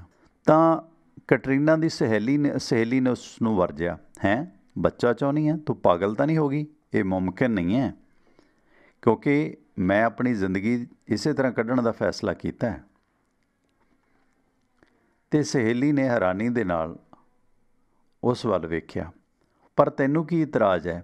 ਇਹ ਕੰਮ ਤਾਂ ਮੇਰਾ ਹੋਵੇਗਾ, ਬੱਚਾ ਮੈਂ ਜਮਾਊਂਗੀ, ਕੈਟਰੀਨਾ ਨੇ ਦਾਅਵਾ ਕੀਤਾ। ਅਤੇ ਉਸ ਦੀ ਸਹੇਲੀ ਨੂੰ ਇਹ ਗੱਲ ਪਸੰਦ ਨਾ ਆਈ ਅਤੇ ਅਗਲੇ ਦਿਨ ਉਹਨਾਂ ਦੀ ਇਹ ਲੈਸਬੀਅਨ ਜੋੜੀ ਟੁੱਟ ਗਈ। ਕੈਟਰੀਨਾ ਇਕੱਲੀ ਰਹਿ ਗਈ, ਪਰ ਉਹ ਹੁਣ ਖੁਸ਼ ਸੀ ਕਿ ਉਹ ਆਪਣੀ ਮਨ ਦੀ ਕਰ ਸਕਦੀ ਹੈ, ਜਾਣੀ ਕਿ ਬੱਚਾ ਜਣ ਸਕਦੀ ਹੈ। ਆਪਣੀ ਚਾਹਤ ਬਾਰੇ ਉਸਨੇ ਹੋਰ ਡੂੰਘਾਈ ਨਾਲ ਸੋਚਣਾ ਸ਼ੁਰੂ ਕੀਤਾ ਤਾਂ ਦਿਲ 'ਚ ਆਵਾਜ਼ ਬਣੀ ਕਿ ਉਹ ਇੱਕ ਧੀ ਦੀ ਮਾਂ ਬਣੇ। ਅਤੇ ਅਗਲੇ ਹੀ ਦਿਨ ਉਸਨੇ ਪੁੱਛ ਪੜਤਾਲ ਸ਼ੁਰੂ ਕੀਤੀ ਅਤੇ ਆਖਰ ਉਹ ਇੱਕ ਦਿਨ ਸਪਰਮ ਬੈਂਕ ਪਹੁੰਚੀ। ਉੱਥੇ ਕਈ ਚੱਕਰ ਕੱਢਣ ਪਿੱਛੋਂ ਉਸਦੀ ਚਾਹਤ ਪੂਰੀ ਹੋਣ ਦਾ ਭਰੋਸਾ ਉਸਨੂੰ ਮਿਲਿਆ। ਇਸ ਲਈ ਡਾਕਟਰੀ ਕਾਰਵਾਈ ਸ਼ੁਰੂ ਹੋਈ। ਪਰ ਜਦੋਂ ਉਸਨੂੰ ਦੱਸਿਆ ਗਿਆ ਕਿ ਉਸਨੇ ਦੱਸਿਆ ਕੈਟਰੀਨਾ ਨੇ ਕਿ ਉਹ ਸਿਰਫ ਧੀ ਪੈਦਾ ਕਰਨਾ ਚਾਹੁੰਦੀ ਹੈ, ਤਾਂ ਬੈਂਕ ਮੈਨੇਜਮੈਂਟ ਨੇ ਉਸ ਨੂੰ ਜਵਾਬ ਦੇ ਦਿੱਤਾ ਅਤੇ ਕਿਹਾ ਕਿ ਬੱਚਾ ਪੈਦਾ ਕਰਨ ਦੀ ਖੁਆਇਸ਼ ਤਾਂ ਪੂਰੀ ਹੋ ਸਕਦੀ ਹੈ, ਪਰ ਉਹ ਧੀ ਜਾਂ ਪੁੱਤ ਦੀ ਗਰੰਟੀ ਨਹੀਂ ਦੇ ਸਕਦੇ। ਉਹਨਾਂ ਕੋਲ ਇਸ ਦਾ ਪ੍ਰਬੰਧ ਵੀ ਨਹੀਂ ਹੈ, ਨਾ ਹੀ ਯੂਕੇ ਦਾ ਕਾਨੂੰਨ ਇਸ ਗੱਲ ਦੀ ਆਗਿਆ ਦਿੰਦਾ ਹੈ। ਦੋਸਤੋ, ਟਿਵਾਣਾ ਰੇਡੀਓ ਦੀਆਂ ਤਰੰਗਾਂ 'ਤੇ ਤੁਸੀਂ ਇਸ ਵਕਤ ਆਨੰਦ ਮਾਣ ਰਹੇ ਹੋ ਹਰਮਿੰਦਰ ਗਿੱਲ, ਪ੍ਰਵਾਸੀ ਪੰਜਾਬੀ ਕਹਾਣੀਕਾਰ ਦੀ ਕਹਾਣੀ ਖੋਜ ਦਾ। ਇਹ ਕਹਾਣੀ ਤੁਹਾਨੂੰ ਕਿਸ ਤਰ੍ਹਾਂ ਦੀ ਲੱਗੀ, ਇਸ ਮੁਤਲਕ ਆਪਣੇ ਕਮੈਂਟ ਵੀ ਜ਼ਰੂਰ ਦਿਓ, ਆਪਣੇ ਵਿਚਾਰ ਜ਼ਰੂਰ ਦਿਓ। ਟਿਵਾਣਾ ਰੇਡੀਓ ਨੂੰ ਸੁਣਨ ਦੇ ਵਾਸਤੇ ਤੁਸੀਂ ਸਾਡੀਆਂ ਜਿਹੜੀਆਂ ਐਪਸ ਨੇ ਉਹ ਡਾਊਨਲੋਡ ਕਰ ਸਕਦੇ ਹੋ। tiwanaradio.com ਵੈਬਸਾਈਟ 'ਤੇ ਜਾ ਕੇ ਆਈਫੋਨ ਅਤੇ ਐਂਡਰਾਇਡ ਐਪਸ ਡਾਊਨਲੋਡ ਕਰ ਸਕਦੇ ਹੋ। ਜੇ ਤੁਸੀਂ ਅਮਰੀਕਾ ਦੇ ਵਿੱਚੋਂ ਤਾਂ ਸਾਡੇ ਇਹਨਾਂ ਪ੍ਰੋਗਰਾਮਾਂ ਨੂੰ ਸੁਣਨ ਦੇ ਵਾਸਤੇ ਤੁਸੀਂ फ़ोन नंबर 667 930 9260 'ਤੇ ਕਾਲ ਕਰ ਸਕਦੇ ਹੋ, ਜਾਣੀ ਕਿ ਕਾਲ ਟੂ ਲਿਸਨ ਨੰਬਰ ਹੈ 667 930 9260। ਅਤੇ ਸਮਾਂ ਸਾਰਣੀ ਇਹ ਹੈ ਕਿ ਭਾਰਤੀ ਸਮਾਂ ਸੋਮਵਾਰ ਤੋਂ ਲੈ ਕੇ ਸ਼ਨੀਵਾਰ ਤੱਕ, ਹਫ਼ਤੇ 'ਚ 6 ਦਿਨ, ਸਵੇਰੇ 6:30 ਵਜੇ ਤੋਂ ਲੈ ਕੇ 8:30 ਵਜੇ ਤੱਕ ਅਤੇ ਸ਼ਾਮ ਨੂੰ 8 ਵਜੇ ਤੋਂ ਲੈ ਕੇ 10 ਵਜੇ ਤੱਕ ਪਟਿਆਲਾ ਸਟੂਡੀਓ 'ਚੋਂ ਮੇਰੇ ਵੱਲੋਂ ਇਹ ਪ੍ਰੋਗਰਾਮ ਲਾਈਵ ਪੇਸ਼ ਕੀਤਾ ਜਾਂਦਾ ਹੈ, ਅਤੇ ਜਿਸ ਦੇ ਵਿੱਚ ਰਾਜਨੀਤਿਕ ਮਾਮਲਿਆਂ ਦੇ ਮਾਹਰ ਸੁਰਿੰਦਰ ਸਿੰਘ ਵੀ ਜੁੜਦੇ ਨੇ। ਤੇ ਤੁਸੀਂ ਵੀ ਇਸ ਪ੍ਰੋਗਰਾਮ ਦੇ ਵਿੱਚ ਕਾਲ ਕਰਨੀ ਹੋਵੇ ਜਾਂ ਮੇਰੇ ਨਾਲ ਇਸ ਕਹਾਣੀ ਮੁਤਲਕ ਜਾਂ ਵੈਸੇ ਗੱਲ ਕਰਨੀ ਹੋਵੇ ਤਾਂ 9876309655 'ਤੇ ਸੰਪਰਕ ਕਰ ਸਕਦੇ ਹੋ। ਆਪਣੀ ਗੱਲਬਾਤ ਚੱਲ ਰਹੀ ਸੀ ਕਿ ਲੈਸਬੀਅਨ ਰਹਿੰਦਿਆਂ ਜਦੋਂ ਕੈਟਰੀਨਾ ਨੇ ਆਪਣੀ ਉਸ ਸਹੇਲੀ ਦੇ ਨਾਲ ਜੋੜੀ ਤੋੜ ਲਈ ਤਾਂ ਉਸ ਦੀ ਖਾਹਿਸ਼ ਹੋਈ ਕਿ ਉਹ ਆਪਣੀ ਇੱਕ ਬੱਚਾ ਪੈਦਾ ਕਰੇ, ਆਪਣੀ ਕੁੱਖ 'ਚੋਂ ਆਪਣੀ ਧਿਆਣੀ ਪੈਦਾ ਕਰੇ, ਪਰ ਡਾਕਟਰਾਂ ਨੇ ਉਸ ਨੂੰ ਮਨਾ ਕਰ ਦਿੱਤਾ ਕਿ UK ਦਾ ਕਾਨੂੰਨ ਸਪਰਮ ਬੈਂਕ ਇਸ ਗੱਲ ਦੀ ਆਗਿਆ ਨਹੀਂ ਦਿੰਦਾ ਕਿ ਸਿਰਫ ਲੜਕੀ ਹੀ ਪੈਦਾ ਹੋਵੇ, ਨਾ ਉਹ ਇਸ ਦੀ ਗਰੰਟੀ ਦੇ ਸਕਦੇ ਨੇ। ਪਰ ਅਮਰੀਕਾ ਦੇ ਵਿੱਚ ਉਸ ਦੀ ਇਹ ਇੱਛਾ ਪੂਰੀ ਹੋ ਸਕਦੀ ਹੈ, ਜਾਣੀ ਕਿ ਉਹ ਇੱਕ ਧੀ ਨੂੰ ਜਨਮ ਦੇ ਸਕਦੀ ਹੈ, ਕਿਉਂਕਿ ਅਮਰੀਕਾ ਦੇ ਸਪਰਮ ਬੈਂਕ ਦੇ ਵਿੱਚ ਤੁਹਾਨੂੰ ਮੁੰਡੇ ਜਾਂ ਕੁੜੀ ਦੇ ਲਈ ਵੱਖਰੇ ਸਪਰਮ ਮੁਹੱਈਆ ਕਰਵਾਏ ਜਾਣ ਦੀ ਸਮਰੱਥਾ ਹੈ, ਸਹੂਲਤ ਹੈ। ਕੈਟਰੀਨਾ ਨੇ ਹੁਣ ਬਿਨਾਂ ਕੋਈ ਸੋਚਿਆ UK ਤੋਂ US ਦਾ ਰਾਹ ਲੱਭਣਾ ਸ਼ੁਰੂ ਕਰ ਦਿੱਤਾ। ਆਪਣੇ ਕੰਮ ਧੰਦੇ ਸਮੇਟ ਕੇ ਉਹ ਅਮਰੀਕਾ ਦੀ ਵਰਜੀਨੀਆ ਸਟੇਟ ਦੇ ਸ਼ਹਿਰ ਸੈਂਟਰਵਿਲ ਆ ਪੁੱਜੀ ਅਤੇ ਕੁਝ ਦੇਰ ਉੱਥੇ ਸੈੱਟ ਹੋਣ ਤੋਂ ਬਾਅਦ ਉਸ ਨੇ ਫਿਰ ਇੰਟਰਨੈੱਟ ਅਤੇ ਹੋਰ ਤਰੀਕਿਆਂ ਦੇ ਰਾਹੀਂ ਸਪਰਮ ਬੈਂਕਾਂ ਬਾਰੇ ਸੂਚਨਾ ਪ੍ਰਾਪਤ ਕਰਨੀ ਸ਼ੁਰੂ ਕਰੀ। ਜਦੋਂ ਉਹ ਪੈਸੇ ਟਕੇ ਤੋਂ ਸਮਰੱਥ ਹੋ ਗਈ ਤਾਂ ਉਸਨੇ ਇੱਕ ਦਿਨ ਜਾ ਕੇ ਬਣਦੀ ਫੀਸ ਸਪਰਮ ਬੈਂਕ ਦੇ ਵਿੱਚ ਜਮ੍ਹਾਂ ਕਰਾਈ ਅਤੇ ਕਾਰਵਾਈ ਸ਼ੁਰੂ ਕਰਵਾਈ। ਅਗਲੇ ਦਿਨ ਸਪਰਮ ਬੈਂਕ ਦੇ ਡਾਕਟਰਾਂ ਨੇ ਉਸ ਨੂੰ ਬੁਲਾਇਆ ਅਤੇ ਸਾਹਮਣੇ ਬਿਠਾਉਂਦਾ ਮੈਨੇਜਰ ਬੋਲਿਆ, ਮਿਸ ਕੈਟਰੀਨਾ, ਸਭ ਤਿਆਰੀਆਂ ਹੋ ਚੁੱਕੀਆਂ ਨੇ, ਤੇਰੀ ਇੱਛਾ ਹੈ ਕਿ ਤੇਰੇ ਲੜਕੀ ਪੈਦਾ ਹੋਵੇ, ਅਸੀਂ ਇਸ ਦਾ ਪ੍ਰਬੰਧ ਵੀ ਕਰ ਲਿਆ। ਭਾਵੇਂ ਅਸੀਂ 100% ਦੀ ਗਰੰਟੀ ਨਹੀਂ ਦਿੰਦੇ, ਪਰ ਲੱਖਾਂ 'ਚੋਂ ਇੱਕ ਅੱਧ ਕੇਸ ਹੀ ਸਾਡੀ ਤਕਨੀਕ ਦੇ ਉਲਟ ਹੁੰਦਾ। ਖੈਰ, ਤੂੰ ਭਰੋਸਾ ਕਰ ਸਕਦੀ ਹੈ ਕਿ ਤੇਰੇ ਧੀ ਹੀ ਪੈਦਾ ਹੋਵੇਗੀ। ਜੀ ਧੰਨਵਾਦ। ਕੈਟਰੀਨਾ ਤੋਂ ਖੁਸ਼ੀ ਨਹੀਂ ਸੀ ਸਾਂਭੀ ਜਾ ਰਹੀ, ਉਹ ਪੱਬਾਂ ਭਾਰ ਸੀ ਇਸ ਖੁਸ਼ੀ ਦੇ ਵਿੱਚ ਕਿ ਉਹ ਹੁਣ ਆਪਣੇ ਪੈਰ ਭਾਰੀ ਕਰੇਗੀ, ਜਾਣੀ ਕਿ ਗਰਭਵਤੀ ਹੋਵੇਗੀ।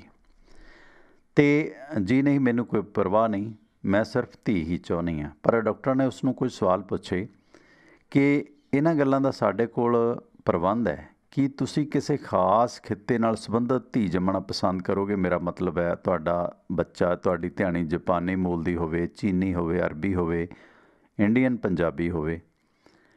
ਤਾਂ ਕੈਟਰੀਨਾ ਨੇ ਆਖਿਆ, ਮੈਨੂੰ ਇਸ ਦੀ ਪਰਵਾਹ ਨਹੀਂ, ਬਸ ਮੈਨੂੰ ਧੀ ਚਾਹੀਦੀ ਹੈ, ਭਾਵੇਂ ਕਿਸੇ ਵੀ ਖਿੱਤੇ ਨਾਲ ਸੰਬੰਧਿਤ ਵੀਰਜ ਮੈਨੂੰ ਮਿਲੇ। ਅਤੇ ਸਪਰਮ ਡੋਨਰ ਦਾ ਸਰੀਰਕ ਬਾਇਓਡਾਟਾ ਵੀ ਸਾਡੇ ਕੋਲ ਹੁੰਦਾ, ਜਿਵੇਂ ਲੰਬਾ, ਮਧਰਾ, ਦਰਮਿਆਨਾ, ਗੋਰਾ, ਕਾਲਾ, ਕਣਕ ਬੰਨਾ, ਅਕਹਿਰਾ, ਅਤੇ ਜਿਸ ਤਰ੍ਹਾਂ ਦਾ ਤੁਸੀਂ ਮਹਿਸੂਸ ਕਰਦੇ ਹੋ ਉਸ ਤਰ੍ਹਾਂ ਦਾ ਬੱਚਾ ਤੁਹਾਨੂੰ ਮਿਲ ਸਕਦਾ। ਇਹ ਅਸੀਂ ਸਹੂਲਤ ਵੀ ਆਪਣੇ ਵੀਰਜ ਬੈਂਕ ਦੇ ਵਿੱਚ ਦਿੰਦੇ ਹਾਂ। ਨਹੀਂ, ਸਭ ਕੁਝ ਕੁਦਰਤ 'ਤੇ ਰਹਿਣ ਦਿਓ, ਕੈਟਰੀਨਾ ਨੇ ਉਹਨਾਂ ਨੂੰ ਇਹ ਤਾਕੀਦ ਕੀਤੀ। ਵੈਸੇ ਬੱਚੇ ਦੇ ਪਿਓ ਬਾਰੇ ਥੋੜ੍ਹੀ ਬਹੁਤੀ ਜਾਣਕਾਰੀ ਅਸੀਂ ਪਿੱਛੋਂ ਵੀ ਦੇ ਸਕਦੇ ਹਾਂ।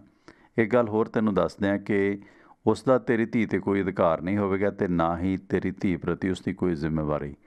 ਧੀ ਸਿਰਫ ਤੇਰੀ ਹੀ ਹੋਵੇਗੀ। ਹਾਂ, ਇੰਨਾ ਜ਼ਰੂਰ ਹੈ ਕਿ ਉਸ ਦਾ ਬਾਇਓਲੋਜੀਕਲ ਫਾਦਰ ਉਹ ਹੋਵੇਗਾ, ਪਰ ਕਾਨੂੰਨਨ ਅਸੀਂ ਤੈਨੂੰ ਉਸ ਦਾ ਫੋਨ ਜਾਂ ਪਤਾ ਵਗੈਰਾ ਨਹੀਂ ਦੇ ਸਕਦੇ ਜਿਸ ਨੇ ਇਹ ਸਪਰਮ ਡੋਨੇਟ ਕੀਤਾ ਹੋਵੇ। ਕੈਟਰੀਨਾ ਨੇ ਆਖਿਆ ਕਿ ਮੈਨੂੰ ਸਭ ਮਨਜ਼ੂਰ ਹੈ। ਡਾਕਟਰ ਨੇ ਜੋ ਵੀ ਆਖਿਆ, ਕੈਟਰੀਨਾ ਸਿਰ ਹਿਲਾ ਕੇ ਹਾਮੀ ਭਰਦੀ ਗਈ ਅਤੇ ਆਖਰ ਹਲਕਾ ਜਿਹਾ ਆਪਰੇਸ਼ਨ ਹੋਇਆ ਅਤੇ ਕੈਟਰੀਨਾ ਪ੍ਰੈਗਨੈਂਟ ਹੋ ਗਈ। ਫਿਰ 2-4 ਹਫ਼ਤਿਆਂ ਪਿੱਛੋਂ ਉਹ ਚੈੱਕਅਪ ਲਈ ਆਉਂਦੀ ਅਤੇ ਆਖਰ 9 ਮਹੀਨੇ ਪੂਰੇ ਹੋਣ 'ਤੇ ਉਸਨੇ ਕਣਕ ਵੰਨੇ ਰੰਗ ਦੀ ਤਿੱਖੇ ਨੈਣ ਨਕਸ਼ਾਂ ਵਾਲੀ ਧੀ ਨੂੰ ਜਨਮ ਦਿੱਤਾ, ਜਿਸ ਦਾ ਨਾਂ ਉਸਨੇ ਸੈਫੀ ਰੱਖਿਆ। ਅਤੇ ਉਸ ਦੀ ਖੁਸ਼ੀ ਦੀ ਕੋਈ ਹੱਦ ਨਾ ਰਹੀ ਅਤੇ 2 ਕੁ ਦਿਨਾਂ ਦੀ ਸੈਫੀ ਨੂੰ ਲੈ ਕੇ ਉਹ ਹਸਪਤਾਲੋਂ ਘਰੇ ਆ ਗਈ। ਫਿਰ ਦਿਨ ਬੀਤਣ ਲੱਗੇ, ਸੈਫੀ ਵੱਡੀ ਹੋਣ ਲੱਗੀ ਅਤੇ ਪਹਿਲੀ ਗੱਲ ਉਸ ਦਾ ਛਿੱਕਾਂ ਲੱਗਣ ਅਤੇ ਨੱਕ ਵਗਣ ਵਾਲੀ ਮਾਮੂਲੀ ਮਰਜ਼ ਸੀ। ਕੁਝ ਦਿਨ ਮਗਰੋਂ ਮੀਂਹ ਪੈਣ ਵਾਲੀ ਗੱਲ ਸਾਹਮਣੇ ਆਉਂਦੀ ਗਈ। ਕੈਟਰੀਨਾ ਨੂੰ ਉਸ ਦੀ ਕੋਈ ਖਾਸ ਪਰੇਸ਼ਾਨੀ ਨਹੀਂ ਸੀ। ਉਹ ਤਾਂ ਸਗੋਂ ਖੁਸ਼ ਸੀ ਕਿ ਉਸ ਦੀ ਬੇਟੀ ਮੌਸਮ ਬਾਰੇ ਅਗਾਊਂ ਹੀ ਦੱਸ ਦਿੰਦੀ ਹੈ। ਪਰ ਦੂਜੀ ਗੱਲ ਜਿਸ ਨੇ ਉਸ ਨੂੰ ਪਰੇਸ਼ਾਨ ਕੀਤਾ ਕਿ ਜਿਉਂ-ਜਿਉਂ ਸੈਫੀ ਵੱਡੀ ਹੁੰਦੀ ਗਈ ਤਾਂ ਉਸ ਦੀ ਇਹ ਮਰਜ਼ ਵੱਧਦੀ ਗਈ, ਉਦਾਸ ਹੁੰਦੀ ਗਈ ਉਹ, ਅਤੇ ਆਪਣੇ ਬਾਇਓਲੋਜੀਕਲ ਫਾਦਰ ਦੇ ਨਾਲ ਜੁੜਨ ਦਾ ਸੋਚਦੀ ਗਈ, ਉਹਨਾਂ ਦੇ ਕਲਚਰ ਨਾਲ ਜੁੜਨ ਦਾ ਸੋਚਦੀ ਗਈ ਅਤੇ ਉਸ ਦੀ ਮਾਨਸਿਕ ਬਿਮਾਰੀ ਵੱਧਦੀ ਗਈ, ਜਿਸ ਕਾਰਨ ਕੈਟਰੀਨਾ ਨੂੰ ਉਸ ਨੂੰ ਮਨੋਵਿਗਿਆਨੀ ਕੋਲ ਲਿਆਉਣਾ ਪਿਆ। ਅਤੇ ਉਹਨਾਂ ਨੇ ਇਹ ਵੀ ਹੱਲ ਦੱਸ ਦਿੱਤਾ ਉਸ ਦਾ ਇਲਾਜ ਉਸ ਮਰਜ਼ ਦਾ ਕਿ ਇਹ ਉਦੋਂ ਹੀ ਠੀਕ ਹੋਏਗੀ ਜਦੋਂ ਇਹ ਆਪਣੇ ਅਸਲੀ ਪਿਓ ਨੂੰ ਮਿਲੇਗੀ। ਮੈਮ, ਤੇਰੀ ਵਾਰੀ ਆ ਗਈ ਹੈ। ਤਾਂ ਕਲਰਕ ਨੇ ਅਚਾਨਕ ਬੈਂਚ 'ਤੇ ਬੈਠੀ ਕੈਟਰੀਨਾ ਨੂੰ ਸੋਚਾਂ ਦੇ ਵਿੱਚੋਂ ਕੱਢਿਆ ਅਤੇ ਕੈਟਰੀਨਾ ਨੇ ਉੱਠ ਕੇ ਉਸ ਸਪਰਮ ਬੈਂਕ ਜਿੱਥੇ ਉਹ ਗਈ ਸੀ, ਜਿੱਥੋਂ ਉਸਨੇ ਸਪਰਮ ਲਿਆ ਸੀਗਾ, ਉਸ ਬੈਂਕ ਦੇ ਅੰਦਰ ਚਲੀ ਗਈ ਅਤੇ ਅਗਾਂਹ ਮੈਨੇਜਰ ਨੇ ਉਸ ਦੀ ਅਰਜ਼ੀ ਵਾਚੀ ਤੇ ਕੋਲ ਇੱਕ ਪੁਰਾਣੀ ਫਾਈਲ ਉਸਦੇ ਰੱਖੀ ਹੋਈ ਸੀ। ਸਾਹਮਣੇ ਕੁਰਸੀ ਤੇ ਬੈਠ ਕੇ ਉਹ ਕੈਟਰੀਨਾ ਨੂੰ ਸਮਝਾਉਂਦਾ ਮੈਨੇਜਰ ਬੋਲਿਆ, ਮਿਸ ਕੈਟਰੀਨਾ, ਮੈਂ ਤੁਹਾਡੀ ਅਰਜ਼ੀ ਪੜ੍ਹ ਲਈ ਹੈ। ਤੂੰ ਇਸ 'ਚੋਂ ਲਿਖਿਆ ਕਿ ਤੁਸੀਂ ਆਪਣੀ ਧੀ ਦੇ ਵਾਸਤੇ ਦਾਨ ਸਪਰਮ ਡੋਨੇਟ ਕਰਨ ਵਾਲੇ ਦੇ ਬਾਰੇ ਜਾਣਨਾ ਚਾਹੁੰਦੇ ਹੋ। ਜੀ ਹਾਂ, ਇਹ ਸੰਭਵ ਨਹੀਂ ਹੈ ਕਿਉਂਕਿ ਤੁਹਾਡੇ ਨਾਲ ਕੀਤੇ ਐਗਰੀਮੈਂਟ ਦੀ ਕਾਪੀ ਮੇਰੇ ਕੋਲ ਹੈ। ਜਦੋਂ ਤੁਸੀਂ ਸਪਰਮ ਲਿਆ ਸੀਗਾ ਅਤੇ ਉਦੋਂ ਤੁਸੀਂ ਇਸ ਐਗਰੀਮੈਂਟ 'ਤੇ ਸਾਈਨ ਕੀਤੇ ਸੀ, ਸ਼ਰਤਾਂ ਲਿਖੀਆਂ ਸੀ। ਇਸ ਬਾਰੇ ਤੈਨੂੰ ਉਸ ਡੋਨਰ ਬਾਰੇ ਕੋਈ ਜਾਣਕਾਰੀ ਨਹੀਂ ਦਿੱਤੀ ਜਾ ਸਕਦੀ। ਮੈਂ ਸਿਰਫ ਇੰਨਾ ਦੱਸ ਸਕਦਾ ਕਿ ਡੋਨਰ ਕੋਈ ਪੰਜਾਬੀ ਸੀ। ਇਹ ਗੱਲ ਸੁਣ ਕੈਟਰੀਨਾ ਉਦਾਸ ਹੋ ਗਈ। ਫਾਈਲਾਂ ਫਰੋਲ ਦਾ ਮੈਨੇਜਰ ਅੱਗੇ ਬੋਲਿਆ, ਡੋਨਰ ਦਾ ਨਾਂ ਅਤੇ ਕੁਝ ਜਾਣਕਾਰੀ ਹੋਰ ਸਿਰਫ ਤੇਰੀ ਧੀ ਹੀ ਲੈ ਸਕੇਗੀ, ਪਰ ਉਹ ਵੀ ਉਦੋਂ ਜਦੋਂ ਉਹ ਬਾਲਗ ਹੋ ਗਈ। ਬਾਲਗ ਹੋਣ ਦੀ ਗੱਲ ਸੁਣ ਕੇ ਕੈਟਰੀਨਾ ਨੂੰ ਕੁਝ ਤਸੱਲੀ ਹੋਈ, ਧਰਵਾਸ ਹੋਇਆ। ਉਹ ਉੱਠ ਕੇ ਘਰ ਆ ਗਈ। ਅੱਗੋਂ ਸੈਫੀ ਵੀ ਬੜੇ ਉਤਸ਼ਾਹ ਦੇ ਨਾਲ ਆਪਣੀ ਮਾਂ ਨੂੰ ਉਡੀਕ ਰਹੀ ਸੀ ਅਤੇ ਕੈਟਰੀਨਾ ਨੇ ਅੰਦਰ ਜਾਂਦਿਆਂ ਸੈਫੀ ਨੂੰ ਕਲਾਵੇ ਦੇ ਵਿੱਚ ਲਿਆ ਅਤੇ ਪਿਆਰ ਨਾਲ ਬੋਲੀ, ਮਾਮ, ਸਵੇਰ ਵੇਲੇ ਤੂੰ ਕਿਹਾ ਸੀ ਕਿ ਮੇਰੇ ਪਿਓ ਦੇ ਮੁਤਲਕ ਕੁਝ ਜਾਣਕਾਰੀਆਂ ਮੈਨੂੰ ਦੇਵੇਂਗੀ। ਕੀ ਜਾਣਕਾਰੀਆਂ ਨੇ? ਕੈਟਰੀਨਾ ਅਜੇ ਚੁੱਪ ਸੀ, ਪਰ ਸੈਫੀ ਉਸ ਦੇ ਖਹਿੜੇ ਪੈ ਗਈ। ਹਾਂ, ਜ਼ਰੂਰ ਦੱਸਾਂਗੀ ਬੇਟੀ। ਪਹਿਲੀ ਗੱਲ ਤਾਂ ਇਹ ਹੈ ਕਿ ਤੇਰਾ ਪਿਓ ਪੰਜਾਬੀ ਹੈ। ਅੱਛਾ, ਪੰਜਾਬੀ ਮਤਲਬ ਆਪਣੇ ਗੁਆਂਢੀ ਪੰਜਾਬੀਆਂ ਵਰਗਾ? ਮੇਰੀ ਕਮਲੀ ਧੀ ਗੁਆਂਢੀਆਂ ਵਰਗਾ ਹੀ, ਪਰ ਬਿਲਕੁਲ ਤੇਰੇ ਵਰਗਾ। ਹਾਂ, ਬਿਲਕੁਲ ਮੇਰੇ ਵਰਗਾ। ਮਾਂ, ਇਹ ਤਾਂ ਬੜੀ ਕਮਾਲ ਦੀ ਗੱਲ ਹੈ, ਪਰ ਉਹ ਕਿੱਥੇ ਹੈ? ਆਪਾਂ ਨੂੰ ਕਦੋਂ ਮਿਲੂਗਾ ਮੇਰਾ ਪਾਪਾ? ਵੇਖ ਬੇਟੀ, ਕਾਨੂੰਨਨ ਤਾਂ ਤੈਨੂੰ ਉਸ ਬਾਰੇ ਜਾਣਕਾਰੀ ਉਦੋਂ ਮਿਲੇਗੀ ਜਦੋਂ ਤੂੰ ਬਾਲਗ ਹੋ ਗਈ। ਅੱਛਾ, ਫਿਰ ਤਾਂ ਇਹ ਅੜਚਨ ਕੋਈ ਨਹੀਂ। ਅਗਲੇ ਸਾਲ ਮੈਂ ਬਾਲਗ ਹੋ ਜਾਣਾ। ਦੜੰਗੇ ਲਾਉਣ ਲੱਗੀ ਸੈਫੀ ਨੇ ਆਖਿਆ।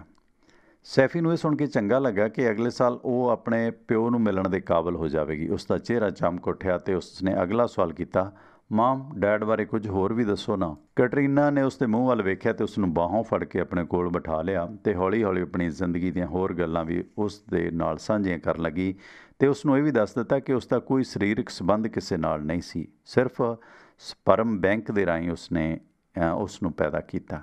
ਅਤੇ ਸੈਫੀ ਦਾ ਚਿਹਰਾ ਹੋਰ ਵੀ ਉਤਸ਼ਾਹ ਦੇ ਨਾਲ ਖਿੜ ਗਿਆ। ਆਪਣੀ ਮਾਂ ਦੇ ਕਿਰਦਾਰ ਬਾਰੇ ਜਿਹੜੇ ਕੁਐਸਚਨ ਸੀ ਉਸਦੇ ਮਨ ਦੇ ਵਿੱਚ, ਉਹ ਖਤਮ ਹੋ ਗਏ। ਮਾਂ, ਅੱਜ ਪਹਿਲੀ ਵਾਰੀ ਮੈਨੂੰ ਤੇਰੀਆਂ ਗੱਲਾਂ ਸੁਣ ਕੇ ਬਹੁਤ ਖੁਸ਼ੀ ਹੋਈ ਹੈ। ਪਹਿਲਾਂ ਮੈਂ ਕਈ ਵਾਰ ਕੁਝ ਹੋਰ ਸੋਚਦੀ ਸੀ ਤੇਰੇ ਅਤੇ ਮੇਰੇ ਪਿਓ ਦੇ ਰਿਸ਼ਤਿਆਂ ਬਾਰੇ, ਕਿ ਮੈਂ ਸ਼ਾਇਦ ਕਿਸੇ ਦੀ ਅਣਚਾਹੀ ਔਲਾਦ ਹਾਂ, ਪਰ ਹੁਣ ਮੈਨੂੰ ਤੇਰੇ 'ਤੇ ਫਖਰ ਹੈ। ਨਹੀਂ ਮੇਰੀ ਬੱਚੀ, ਤੂੰ ਮੇਰੀ ਪਿਆਰੀ ਧੀ ਹੈ। ਹੁਣ ਤੂੰ ਜਾਣ ਗਈ ਹੈ ਮੈਂ ਕਿੰਨੇ ਚਾਵਾਂ ਨਾਲ ਤੈਨੂੰ ਪ੍ਰਾਪਤ ਕੀਤਾ। ਪਰ ਹੁਣ ਤੈਨੂੰ ਇੱਕ ਗੱਲ ਯਾਦ ਰੱਖਣੀ ਹੋਵੇਗੀ ਸੈਫੀ, ਕਿ ਤੇਰੇ ਬਾਲਗ ਹੋਣ ਤੱਕ ਆਪਾਂ ਨੂੰ ਸਬਰ ਕਰਨਾ ਪੈਣਾ। ਕੋਈ ਗੱਲ ਨਹੀਂ ਮੋਮ, ਸੈਫੀ ਨੇ ਮੁਹੱਬਤ ਦੇ ਨਾਲ ਆਪਣੀ ਮਾਂ ਦਾ ਮੱਥਾ ਚੁੰਮਦਿਆਂ ਆਖਿਆ। ਵਕਤ ਬੀਤਣ ਲੱਗਾ ਅਤੇ ਆਖਰ ਕੈਟਰੀਨਾ ਨੇ ਸੈਫੀ ਦਾ 18ਵਾਂ ਜਨਮ ਦਿਨ ਬੜੀ ਧੂਮਧਾਮ ਨਾਲ ਮਨਾਇਆ। ਅਗਲੇ ਦਿਨ ਸੈਫੀ ਆਪਣੀ ਮਾਂ ਦੇ ਨਾਲ ਉਸੇ ਸਪਰਮ ਬੈਂਕ ਪਹੁੰਚੀ ਜਿੱਥੇ ਉਸਨੇ ਗਰਭ ਧਾਰਨ ਕੀਤਾ ਸੀ। ਲੋੜੀਂਦੇ ਫਾਰਮ ਵਗੈਰਾ ਭਰਨ ਤੋਂ ਬਾਅਦ ਉਸਨੂੰ ਪ੍ਰਿੰਟ ਹੋਇਆ ਕਾਗਜ਼ ਮਿਲਿਆ ਜਿਸ ਦੇ ਵਿੱਚ ਉਸਦੇ ਬਾਇਓਲੋਜੀਕਲ ਪਿਤਾ ਦੀ ਜਾਣਕਾਰੀ ਸੀ। ਕਾਗਜ਼ ਹੱਥ ਵਿੱਚ ਫੜਦਿਆਂ ਸੈਫੀ ਦੀਆਂ ਅੱਖਾਂ ਛਲਕ ਪਈਆਂ। ਉਸਨੇ ਬੰਦ ਕਾਗਜ਼ ਜੇਬ ਦੇ ਵਿੱਚ ਪਾ ਲਿਆ ਅਤੇ ਮਾਵਾਂ ਧੀਆਂ ਘਰ ਆ ਗਈਆਂ। ਸੈਫੀ ਨੇ ਆਪਣੇ ਕਮਰੇ ਦਾ ਦਰਵਾਜ਼ਾ ਬੰਦ ਕਰਦਿਆਂ ਕਾਗਜ਼ ਨੂੰ ਖੋਲ੍ਹਣਾ ਸ਼ੁਰੂ ਕਰ ਦਿੱਤਾ।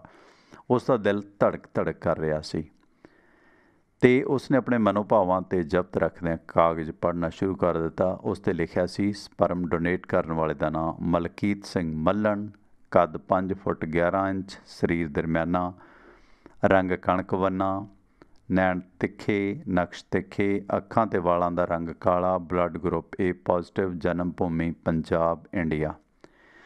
ਸੈਫੀ ਨੇ ਇਹ ਸਭ ਕੁਝ ਪੜ੍ਹ ਕੇ ਕਾਗਜ਼ ਸੀਨੇ ਨਾਲ ਲਾ ਲਿਆ, ਜਿਵੇਂ ਉਸ ਨੂੰ ਲੱਗਿਆ ਹੋਵੇ ਕਿ ਉਸਨੇ ਆਪਣੇ ਪਿਓ ਦਾ ਕਾਫੀ ਸਾਰਾ ਨਿੱਘ ਹਾਸਲ ਕਰ ਲਿਆ ਅਤੇ ਉਹ ਜਿਵੇਂ ਆਪਣੇ ਪਿਓ ਦੀ ਬੁੱਕਲ ਦੇ ਵਿੱਚ ਹੋਵੇ। ਉਹ ਖਿਆਲਾਂ ਦੇ ਵਿੱਚ ਗੁਆਚਣ ਲੱਗੀ। ਉਸ ਦੀਆਂ ਹੰਝੂਆਂ ਅੱਖਾਂ ਦੇ ਵਿੱਚੋਂ ਪਰਲ ਪਰਲ ਹੰਝੂ ਵਹਿਣ ਲੱਗੇ ਅਤੇ ਉਹ ਭੁੱਬਾਂ ਮਾਰਨ ਲੱਗੀ। ਉਸ ਦਾ ਰੋਣਾ ਸੁਣ ਕੇ ਕੈਟਰੀਨਾ ਨੇ ਭੱਜ ਕੇ ਦਰਵਾਜ਼ਾ ਖੋਲ੍ਹਿਆ ਅਤੇ ਸੈਫੀ ਨੂੰ ਆਪਣੇ ਕਲਾਵੇ ਦੇ ਵਿੱਚ ਲਿਆ।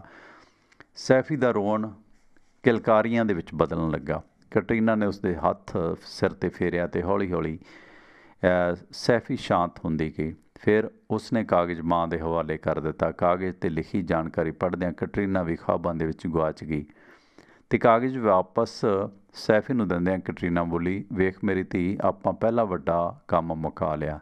ਤੇਰੇ ਕੋਲ ਤੇਰੇ ਪਿਓ ਦੀ ਸਾਰੀ ਜਾਣਕਾਰੀ ਹੈ। ਉਸ ਨੂੰ ਲੱਭਣਾ ਹੁਣ ਔਖਾ ਨਹੀਂ, ਪਰ ਮਾਮ, ਉਸ ਦਾ ਨਾਂ ਤਾਂ ਹੈ, ਉਸ ਦੇ ਖਿੱਤੇ ਦਾ ਪਤਾ ਹੈ। ਇਹ ਦੁਨੀਆ 'ਚ ਸਿਰਫ ਨਾਂ ਦੇ ਨਾਲ ਕਿਸੇ ਨੂੰ ਕਿਵੇਂ ਲੱਭਿਆ ਜਾ ਸਕਦਾ? ਸੈਫੀ ਨੂੰ ਭਰੋਸਾ ਦਿੰਦਿਆਂ ਕੈਟਰੀਨਾ ਕਹਿਣ ਲੱਗੀ, ਤੂੰ ਰੱਬ 'ਤੇ ਭਰੋਸਾ ਰੱਖ, ਆਪਾਂ ਨੂੰ ਜ਼ਰੂਰ ਰਸਤਾ ਮਿਲੇਗਾ। ਮੇਰਾ ਦਿਲ ਕਹਿੰਦਾ ਕਿ ਆਪਾਂ ਛੇਤੀ ਹੀ ਤੇਰੇ ਪਿਓ ਨੂੰ ਲੱਭ ਲਵਾਂਗੇ। ਓਕੇ ਮਾਮ, ਜਿਵੇਂ ਤੂੰ ਕਹਿਨੀ ਆ ਠੀਕ ਹੈ, ਅੱਗੇ ਮੈਨੂੰ ਇਸ ਬਾਰੇ ਦੱਸ ਕਿ ਆਪਾਂ ਕੀ ਕਰੀਏ। ਕੈਟਰੀਨਾ ਨੇ ਅਗਲਾ ਕੰਮ ਸ਼ੁਰੂ ਕੀਤਾ ਅਤੇ ਅਗਲੇ ਹਫ਼ਤੇ ਉਹ ਮਾਵਾਂ ਧੀਆਂ ਸ਼ਾਮ ਨੂੰ ਕਾਪੀ ਪੈਨ ਲੈ ਕੇ ਬਹਿ ਗਈਆਂ। ਕੈਟਰੀਨਾ ਨੇ ਆਪਣੀ ਕਾਪੀ ਵਿਖਾਈ, ਜਿਸ ਦੇ ਵਿੱਚ ਉਸਨੇ ਅਮਰੀਕਾ ਦੇ ਵੱਖ-ਵੱਖ ਸੂਬਿਆਂ ਦੀਆਂ ਫੋਨ ਬੁੱਕਾਂ ਦੇ ਵਿੱਚੋਂ ਮਲਕੀਤ ਸਿੰਘ ਮੱਲਣ ਨਾਂ ਦੇ ਵਿਅਕਤੀਆਂ ਦੀ ਜਾਣਕਾਰੀ ਇਕੱਠੀ ਕੀਤੀ ਸੀ। ਉਹ ਸਮਝ ਗਈ ਕਿ ਮਲਕੀਤ ਸਿੰਘ ਵਿਅਕਤੀ ਦਾ ਪਹਿਲਾ ਨਾਂ ਹੈ ਅਤੇ ਮੱਲਣ ਲਾਸਟ ਭਾਵ ਕਿ ਗੋਤਰ। ਅਤੇ ਆਪਣੀ ਕਾਪੀ ਪਾਸੇ ਰੱਖਦਿਆਂ ਕੈਟਰੀਨਾ ਨੇ ਸੈਫੀ ਦੀ ਕਾਪੀ ਵੇਖੀ। ਉਹ ਹੈਰਾਨ ਰਹਿ ਗਈ ਕਿ ਸੈਫੀ ਨੇ ਤਾਂ ਸਾਰੀ ਕਾਪੀ ਭਰੀ ਹੋਈ ਸੀ। ਉਸ ਦੇ ਵਿੱਚ ਨਾਂ ਦਾ ਵਰਣਨ ਤਾਂ ਇੱਕ ਅੱਧ ਵਾਰੀ ਹੋਇਆ ਸੀ। ਜ਼ਿਆਦਾ ਉਸ ਦੇ ਵਿੱਚ ਪੰਜਾਬੀ ਭਾਸ਼ਾ, ਪੰਜਾਬੀ ਸੱਭਿਆਚਾਰ, ਵਿਰਸੇ ਅਤੇ ਪੰਜਾਬੀ ਲੋਕਾਂ ਦੇ ਜੀਵਨ ਸ਼ੈਲੀ ਬਾਰੇ ਉਸਨੇ ਪਤਾ ਨਹੀਂ ਕਦੋਂ ਲਿਖਿਆ ਸੀ। ਆਪਣੇ ਪਿਓ ਦਾ ਨਾਂ ਜਾਂ ਆਪਣੇ ਪਿਓ ਦੇ ਬਾਰੇ ਪਤਾ ਲੱਗਣ ਤੋਂ ਪਹਿਲਾਂ ਵੀ ਉਸ ਦਾ ਪੰਜਾਬੀਆਂ ਨਾਲ ਜਿਹੜਾ ਲਗਾਅ ਸੀ, ਉਸ ਦੀ ਨੋਟਬੁੱਕ ਤੋਂ ਵੇਖ ਕੇ ਸੈਫੀ ਦੀ ਮਾਂ ਕੈਟਰੀਨਾ ਦੰਗ ਰਹਿ ਗਈ ਕਿ ਇਹ ਕੁਦਰਤੀ ਤੌਰ 'ਤੇ ਪੰਜਾਬੀਅਤ ਨੂੰ ਇੰਨਾ ਪਿਆਰ ਨਾਲ ਕਿਉਂ ਵਾਚਦੀ ਹੈ। ਅਤੇ ਕੈਟਰੀਨਾ ਸੈਫੀ ਦੇ ਮੂੰਹ ਵੱਲ ਵੇਖ ਕੇ ਹੱਸਦਿਆਂ ਹੱਸਦਿਆਂ ਬੋਲੀ, ਸੈਫੀ ਤੂੰ ਤਾਂ ਮੈਨੂੰ ਲੱਗਦਾ ਕਿ ਪੰਜਾਬੀ ਲੋਕਾਂ ਬਾਰੇ ਰਿਸਰਚ ਹੀ ਸ਼ੁਰੂ ਕਰ ਦਿੱਤੀ ਹੈ। ਹਾਂ ਹਾਂ ਮਾਮ, ਤੂੰ ਭਾਵੇਂ ਇਸ ਨੂੰ ਰਿਸਰਚ ਕਹਿ ਜਾਂ ਜੋ ਮਰਜ਼ੀ, ਪਰ ਇਹ ਗੱਲਾਂ ਜਾਣ ਕੇ, ਪੰਜਾਬੀਆਂ ਬਾਰੇ ਜਾਣ ਕੇ ਮੈਨੂੰ ਬਹੁਤ ਖੁਸ਼ੀ ਅਤੇ ਸਕੂਨ ਮਿਲਦਾ ਹੈ, ਤਸੱਲੀ ਮਿਲਦੀ ਹੈ। ਚੱਲ ਠੀਕ ਹੈ, ਆਪਾਂ ਅਗਲੇ ਹਫ਼ਤੇ ਹੁਣ ਤੇਰੇ ਪਿਤਾ ਬਾਰੇ ਲੱਭਣਾ ਸ਼ੁਰੂ ਕਰਾਂਗੇ। ਅਗਲੇ ਸ਼ਨੀਵਾਰ ਦੋਵੇਂ ਜਾਣੀਆਂ ਸ਼ਿਕਾਗੋ ਸ਼ਹਿਰ ਨੂੰ ਜਾਣ ਨੂੰ ਤਿਆਰ ਹੋਈਆਂ। ਉੱਥੇ ਉਹਨਾਂ ਦੇ ਨਾਂ ਦੇ ਵਿੱਚ ਮਲਕੀਤ ਸਿੰਘ ਮੱਲਣ ਨਾਂ ਦੇ ਕਿਸੇ ਵਿਅਕਤੀ ਦਾ ਪਤਾ ਉਹਨਾਂ ਨੂੰ ਮਿਲਿਆ ਸੀ। ਉਹ ਫਲਾਈਟ ਲੈ ਕੇ ਸ਼ਿਕਾਗੋ ਪੁੱਜੀਆਂ ਅਤੇ ਸ਼ਾਮੀ ਉਹ ਕਿਸੇ ਪੰਜਾਬੀ ਦੇ ਘਰ ਮੂਹਰੇ ਜਾ ਖੜੀਆਂ। ਘਰ ਦੇ ਮਾਲਕ ਨੇ ਬੂਹਾ ਖੋਲ੍ਹਿਆ। ਕੋਈ ਦਰਮਿਆਨੀ ਉਮਰ ਦਾ ਵਿਅਕਤੀ ਸੀ ਅਤੇ ਹੈਲੋ ਕਹਿੰਦਿਆਂ ਕੈਟਰੀਨਾ ਨੇ ਗੱਲ ਸ਼ੁਰੂ ਕੀਤੀ, ਇਹ ਮੇਰੀ ਬੇਟੀ ਸੈਫੀ ਹੈ, ਅਸਲ 'ਚ ਪੰਜਾਬੀ ਲੋਕਾਂ ਬਾਰੇ ਖੋਜ ਕਰ ਰਹੀ ਹੈ, ਆਓ ਆਓ ਲੰਘ ਆਓ। ਘਰ ਦਾ ਮਾਲਕ ਉਹਨਾਂ ਨੂੰ ਅੰਦਰ ਲੈ ਗਿਆ। ਥੋੜ੍ਹੀ ਦੇਰ ਗੱਲਾਂ ਬਾਤਾਂ ਕੀਤੀਆਂ ਅਤੇ ਉਸਨੇ ਇਸ ਘਰ ਦਾ ਫ਼ੋਨ ਨੰਬਰ 'ਤੇ ਪਤਾ ਲਗਾਇਆ ਕਿ ਇੱਥੇ ਕੋਈ ਮਲਕੀਤ ਸਿੰਘ ਮੱਲਣ ਰਹਿੰਦਾ ਹੈ। ਅਤੇ ਘਰ ਦੇ ਵਿੱਚ ਮਾਲਕ ਨੇ ਹਾਂ ਦੇ ਵਿੱਚ ਸਿਰ ਮਿਲਾਉਂਦਿਆਂ ਕਮਰੇ ਵੱਲ ਵੇਖਦਿਆਂ ਮਲਕੀਤ ਕਹਿ ਕੇ ਆਵਾਜ਼ ਮਾਰੀ ਅਤੇ ਸੈਫੀ ਸਾਰ ਹੋ ਕੇ ਕਮਰੇ ਦੇ ਦਰਵਾਜ਼ੇ ਵੱਲ ਵੇਖਣ ਲੱਗੀ। ਅੰਦਰੋਂ 20 ਸਾਲ ਦਾ ਮੁੰਡਾ ਉਹਨਾਂ ਕੋਲ ਆਇਆ। ਹਾਂ ਦੱਸੋ ਕੀ ਗੱਲ ਹੈ। ਸੈਫੀ ਦੀਆਂ ਅੱਖਾਂ ਦੀ ਚਮਕ ਬੁੱਝ ਗਈ ਉਸ ਦੀ ਉਮਰ ਵੇਖ ਕੇ, ਕਿਉਂਕਿ ਬਹਾਨਾ ਜਿਹਾ ਬਣਾਉਂਦਿਆਂ ਉੱਥੋਂ ਉੱਠ ਤੁਰੀਆਂ, ਕਿਉਂਕਿ ਸੈਫੀ ਦੇ ਮੁਤਾਬਕ ਜਿਸ ਤਰ੍ਹਾਂ ਸੈਫੀ 18 ਤੋਂ ਉੱਪਰ ਹੋ ਗਈ ਸੀ ਅਤੇ ਇਸ ਕਰਕੇ ਉਸ ਦਾ ਪਿਓ ਇੰਨੀ ਘੱਟ ਉਮਰ ਦਾ ਹਰਗਿਜ਼ ਨਹੀਂ ਹੋ ਸਕਦਾ। ਉਹ ਪਹਿਲੀ ਹੀ ਪ੍ਰੀਖਿਆ ਦੇ ਵਿੱਚੋਂ ਫੇਲ ਹੋਈਆਂ। ਅਗਲੇ ਦਿਨ ਉਹ ਫਲੋਰੀਡਾ ਦੇ ਸ਼ਹਿਰ ਟੈਂਪਾ ਵੱਲ ਜਾ ਰਹੀਆਂ ਸੀ ਅਤੇ ਸ਼ਾਮ ਜਿਹੇ ਉਹ ਇੱਕ ਪੰਜਾਬੀ ਦੇ ਘਰ ਪਹੁੰਚੀਆਂ ਅਤੇ ਅੱਗੇ 30 ਸਾਲ ਦੀ ਔਰਤ ਉਹਨਾਂ ਨੂੰ ਮਿਲੀ। ਜਦੋਂ ਪਤਾ ਲੱਗਿਆ ਕਿ ਇਹ ਕੁੜੀ ਪੰਜਾਬੀ ਕਲਚਰ ਬਾਰੇ ਖੋਜ ਕਰ ਰਹੀ ਹੈ ਤਾਂ ਉਹਨਾਂ ਨੂੰ ਚਾਅ ਚੜ੍ਹ ਗਿਆ। ਉਹਨਾਂ ਨੇ ਚੰਗੀ ਖਾਤਰਦਾਰੀ ਉਹਨਾਂ ਮਾਵਾਂ ਧੀਆਂ ਦੀ ਕੀਤੀ ਅਤੇ ਫਿਰ ਗੱਲਾਂ ਗੱਲਾਂ ਦੇ ਵਿੱਚ ਮਲਕੀਤ ਸਿੰਘ ਮੱਲਣ ਬਾਰੇ ਪੁੱਛਿਆ ਅਤੇ ਘਰ ਦੀ ਮਾਲਕਣ ਨੇ ਆਖਿਆ ਕਿ ਉਹ ਆਉਣ ਵਾਲਾ ਹੈ, ਤੁਸੀਂ ਉਸ ਨੂੰ ਮਿਲ ਕੇ ਜਾਇਓ। ਕੀ ਉਹ ਤੇਰਾ ਪਿਤਾ ਹੈ? ਕੈਟਰੀਨਾ ਨੇ ਉਸ ਨੂੰ ਵਿਚਕਾਰੋਂ ਪੁੱਛਿਆ। ਨਹੀਂ ਜੀ, ਉਹ ਮੇਰਾ ਘਰ ਵਾਲਾ। ਕਿੰਨੀ ਉਮਰ ਹੈ? ਬਸ ਮੇਰੇ ਇੱਕ ਜਿੰਨੀ ਹੋਣੀ ਆ 30-32। ਇਹ ਸੁਣ ਕੇ ਸੈਫੀ ਅਤੇ ਕੈਟਰੀਨਾ ਫਿਰ ਉਦਾਸ ਹੋ ਗਈਆਂ ਅਤੇ ਬੱਸ ਰਾਹੀਂ ਉਹ ਰਾਤੋਂ ਰਾਤ ਵਰਜੀਨੀਆ ਵਾਪਸ ਮੁੜੀਆਂ ਅਤੇ ਰਾਹ ਦੇ ਵਿੱਚ ਉਹਨਾਂ ਕੋਈ ਗੱਲ ਨਾ ਕੀਤੀ। ਘਰ ਆ ਕੇ ਵੀ ਉਹ ਉਦਾਸ ਰਹੀਆਂ। ਉਹਨਾਂ ਨੂੰ ਲੱਗਿਆ ਕਿ ਖੋਜ ਬਹੁਤ ਸਿਰ ਖਪਾਊ ਹੋ ਸਕਦੀ ਹੈ। ਮਾਮ, ਇਸ ਤਰ੍ਹਾਂ ਪਤਾ ਨਹੀਂ ਕਿੰਨੇ ਆਦਮੀ ਹੋਣਗੇ, ਆਪਾਂ ਉਸ ਨੂੰ ਕਿਵੇਂ ਲੱਭਾਂਗੇ। ਅਜੇ ਤਾਂ ਆਪਾਂ ਇੱਕ ਕਦਮ ਨਹੀਂ ਤੁਰੀਆਂ ਸੈਫੀ, ਤੂੰ ਹੁਣੇ ਘਬਰਾ ਗਈਆਂ, ਹੌਸਲਾ ਰੱਖ, ਆਪਾਂ ਜ਼ਰੂਰ ਤੇਰੇ ਪਿਓ ਨੂੰ ਲੱਭਾਂਗੇ। ਅਤੇ ਕੈਟਰੀਨਾ ਨੇ ਭਾਵੇਂ ਸੈਫੀ ਦਾ ਦਿਲ ਧਰਾਇਆ, ਪਰ ਉਹ ਖੁਦ ਵੀ ਮਾਯੂਸ ਸੀ ਕਿ ਕੰਮ ਬਹੁਤ ਔਖਾ ਹੈ ਮਲਕੀਤ ਸਿੰਘ ਮੱਲਣ ਨੂੰ ਮਿਲਣ ਦਾ। ਅਤੇ ਇਸ ਤਰ੍ਹਾਂ 2 ਹਫ਼ਤਿਆਂ ਪਿੱਛੋਂ ਉਹ ਫਿਰ ਸਟੇਟ ਨਿਊਯਾਰਕ ਦੇ ਵਿੱਚ ਕਿਸੇ ਘਰ ਗਈਆਂ ਅਤੇ ਉੱਥੇ ਵੀ ਮਲਕੀਤ ਸਿੰਘ ਮੱਲਣ ਨਾਂ ਦਾ ਵਿਅਕਤੀ ਰਹਿ ਰਿਹਾ ਸੀ ਅਤੇ ਦਰਮਿਆਨੀ ਉਮਰ ਦੀ ਔਰਤ ਸੀ, ਪਰ ਖਾਮੋਸ਼ੀ ਅਤੇ ਉਦਾਸੀ ਛਾਈ ਹੋਈ ਸੀ। ਅਤੇ ਘਰ ਦੀ ਮਾਲਕਣ ਨੇ ਔਖ ਮੰਨਦਿਆਂ ਉਹਨਾਂ ਨੂੰ ਘਰੇ ਬੁਲਾ ਲਿਆ ਅਤੇ ਸੈਫੀ ਦੇ ਚਿਹਰੇ ਵੱਲ ਗੌਰ ਨਾਲ ਵੇਖਦਿਆਂ ਉਸ ਦੇ ਦਿਲ ਦੇ ਵਿੱਚ ਨਰਮੀ ਪੈਦਾ ਹੋ ਗਈ। ਸੈਫੀ ਨੇ ਦੱਸਿਆ ਕਿ ਉਹ ਪੰਜਾਬੀ ਕਲਚਰ ਬਾਰੇ ਖੋਜ ਕਰ ਰਹੀ ਹੈ ਅਤੇ ਔਰਤ ਨੇ ਕਿਹਾ ਕਿ ਉਹ ਸਵਾਲ ਪੁੱਛਦੀ ਜਾਵੇ ਅਤੇ ਉਸ ਨੂੰ ਉੱਤਰ ਦਿੰਦੀ ਜਾਵੇਗੀ। ਅਤੇ ਅਚਾਨਕ ਸੈਫੀ ਦੀ ਨਜ਼ਰ ਕੰਧ 'ਤੇ ਟੰਗੀ ਫੋਟੋ ਵੱਲ ਪਈ। ਉਸ ਦੇ ਦਿਲ ਦੇ ਵਿੱਚ ਆਸ ਜਾਗੀ, ਚਿਹਰੇ 'ਤੇ ਰੌਣਕ, ਅਤੇ ਉਸ ਘਰ ਦੀ ਔਰਤ ਦਾ ਧਿਆਨ ਫੋਟੋ ਵੱਲ ਦਵਾਉਂਦਿਆਂ ਪੁੱਛਿਆ, ਮੈਮ ਇਹ ਫੋਟੋ ਕਿਸ ਦੀ ਹੈ ਜਿਸ 'ਤੇ ਹਾਰ ਟੰਗਿਆ? ਇਹ ਮੇਰਾ ਘਰ ਵਾਲਾ ਸੀ ਜੋ ਐਕਸੀਡੈਂਟ ਦੇ ਵਿੱਚ ਮਾਰਿਆ ਗਿਆ। ਸੈਫੀ ਦਾ ਅਚਾਨਕ ਦਿਲ ਉਛਲਿਆ ਅਤੇ ਉਸ ਦਾ ਰੋਣ ਨਿਕਲ ਆਇਆ ਅਤੇ ਕੈਟਰੀਨਾ ਨੇ ਸੈਫੀ ਨੂੰ ਹੌਸਲਾ ਦੇ ਕੇ ਉਠਾਇਆ ਅਤੇ ਬਾਹਰ ਆ ਗਈ ਅਤੇ ਉਸ ਨੂੰ ਚੁੱਪ ਕਰਾਉਂਦਿਆਂ ਬੋਲੀ, जरा तू मेरे नाल तां आ। सैफी दा हत्थ फड़ो वापस दरवाजे 'ਚ खड़ी घर ਦੀ ਮਾਲਕਣ ਕੋਲ ਆ ਗਈ। ਹੌਲੀ ਜਿਹੇ ਪੁੱਛਿਆ, ਜੇ ਤੁਸੀਂ ਬੁਰਾ ਨਾ ਮੰਨੋ ਇਹ ਦੱਸ ਸਕਦੇ ਹੋ ਕਿ ਤੁਸੀਂ ਮੀਆਂ ਬੀਵੀ ਕਿੰਨਾ ਚਿਰ ਤੋਂ ਪਹਿਲਾਂ ਪੰਜਾਬ ਤੋਂ ਆ ਕੇ ਇੱਥੇ ਵਸੇ ਹੋ? ਅਸੀਂ 10 ਸਾਲ ਪਹਿਲਾਂ ਆਏ ਸੀ ਜੀ। ਧੰਨਵਾਦ ਕਹਿੰਦੇ ਹਾਂ ਕੈਟਰੀਨਾ ਨੇ ਸੈਫੀ ਨੂੰ ਨਾਲ ਤੋਰ ਲਿਆ ਤੇ ਬਾਹਰ ਸੜਕ ਤੇ ਆ ਗਈ ਤੇ ਦੱਸਿਆ ਕਿ ਨਹੀਂ, ਇਹ ਉਹ ਨਹੀਂ ਹੋ ਸਕਦੇ ਕਿਉਂਕਿ ਇਹ ਤਾਂ 10 ਸਾਲ ਪਹਿਲਾਂ ਅਮਰੀਕਾ ਆਏ ਨੇ, ਇਸ ਕਰਕੇ ਇਹ ਤੇਰੇ ਬਾਇਓਲੋਜੀਕਲ ਫਾਦਰ ਨਹੀਂ ਹੋ ਸਕਦੇ। ਤੇ ਸੈਫੀ ਵੀ ਉਸ ਵਰਤਾਰੇ ਨੂੰ ਸਮਝ ਗਈ ਤੇ ਸੈਫੀ ਨੂੰ ਇਹ ਗੱਲ ਸਮਝ ਲੱਗੀ। ਉਸਨੇ ਆਪ ਸੰਭਾਲਿਆ ਤੇ ਉਸ ਨੂੰ ਆਪਣੀ ਖੋਜ ਵਿਧੀ ਦੀਆਂ ਹੋਰ ਨੁਕਤਿਆਂ ਤੇ ਉਸਨੇ ਨਿਗਾਹ ਮਾਰਨੀ ਸ਼ੁਰੂ ਕਰ ਦਿੱਤੀ ਤੇ ਅਗਲੇ ਹੀ ਪਲ ਉਸ ਨੂੰ ਲਗਾਤਾਰ ਛਿੱਕਾਂ ਆਉਣੀਆਂ ਸ਼ੁਰੂ ਹੋ ਗਈਆਂ। 18-20 ਛਿੱਕਾਂ ਮਾਰ ਕੇ ਸੈਫੀ ਨੇ ਮੂੰਹ ਉਤਾਂਹ ਕੀਤਾ, ਨੈਪਕਿਨ ਨਾਲ ਚਿਹਰਾ ਮੋਹਰਾ ਸਾਫ਼ ਕੀਤਾ ਤੇ ਉਸਦੇ ਨੱਕ 'ਚੋਂ ਪਾਣੀ ਵਹਿਣ ਲੱਗਾ।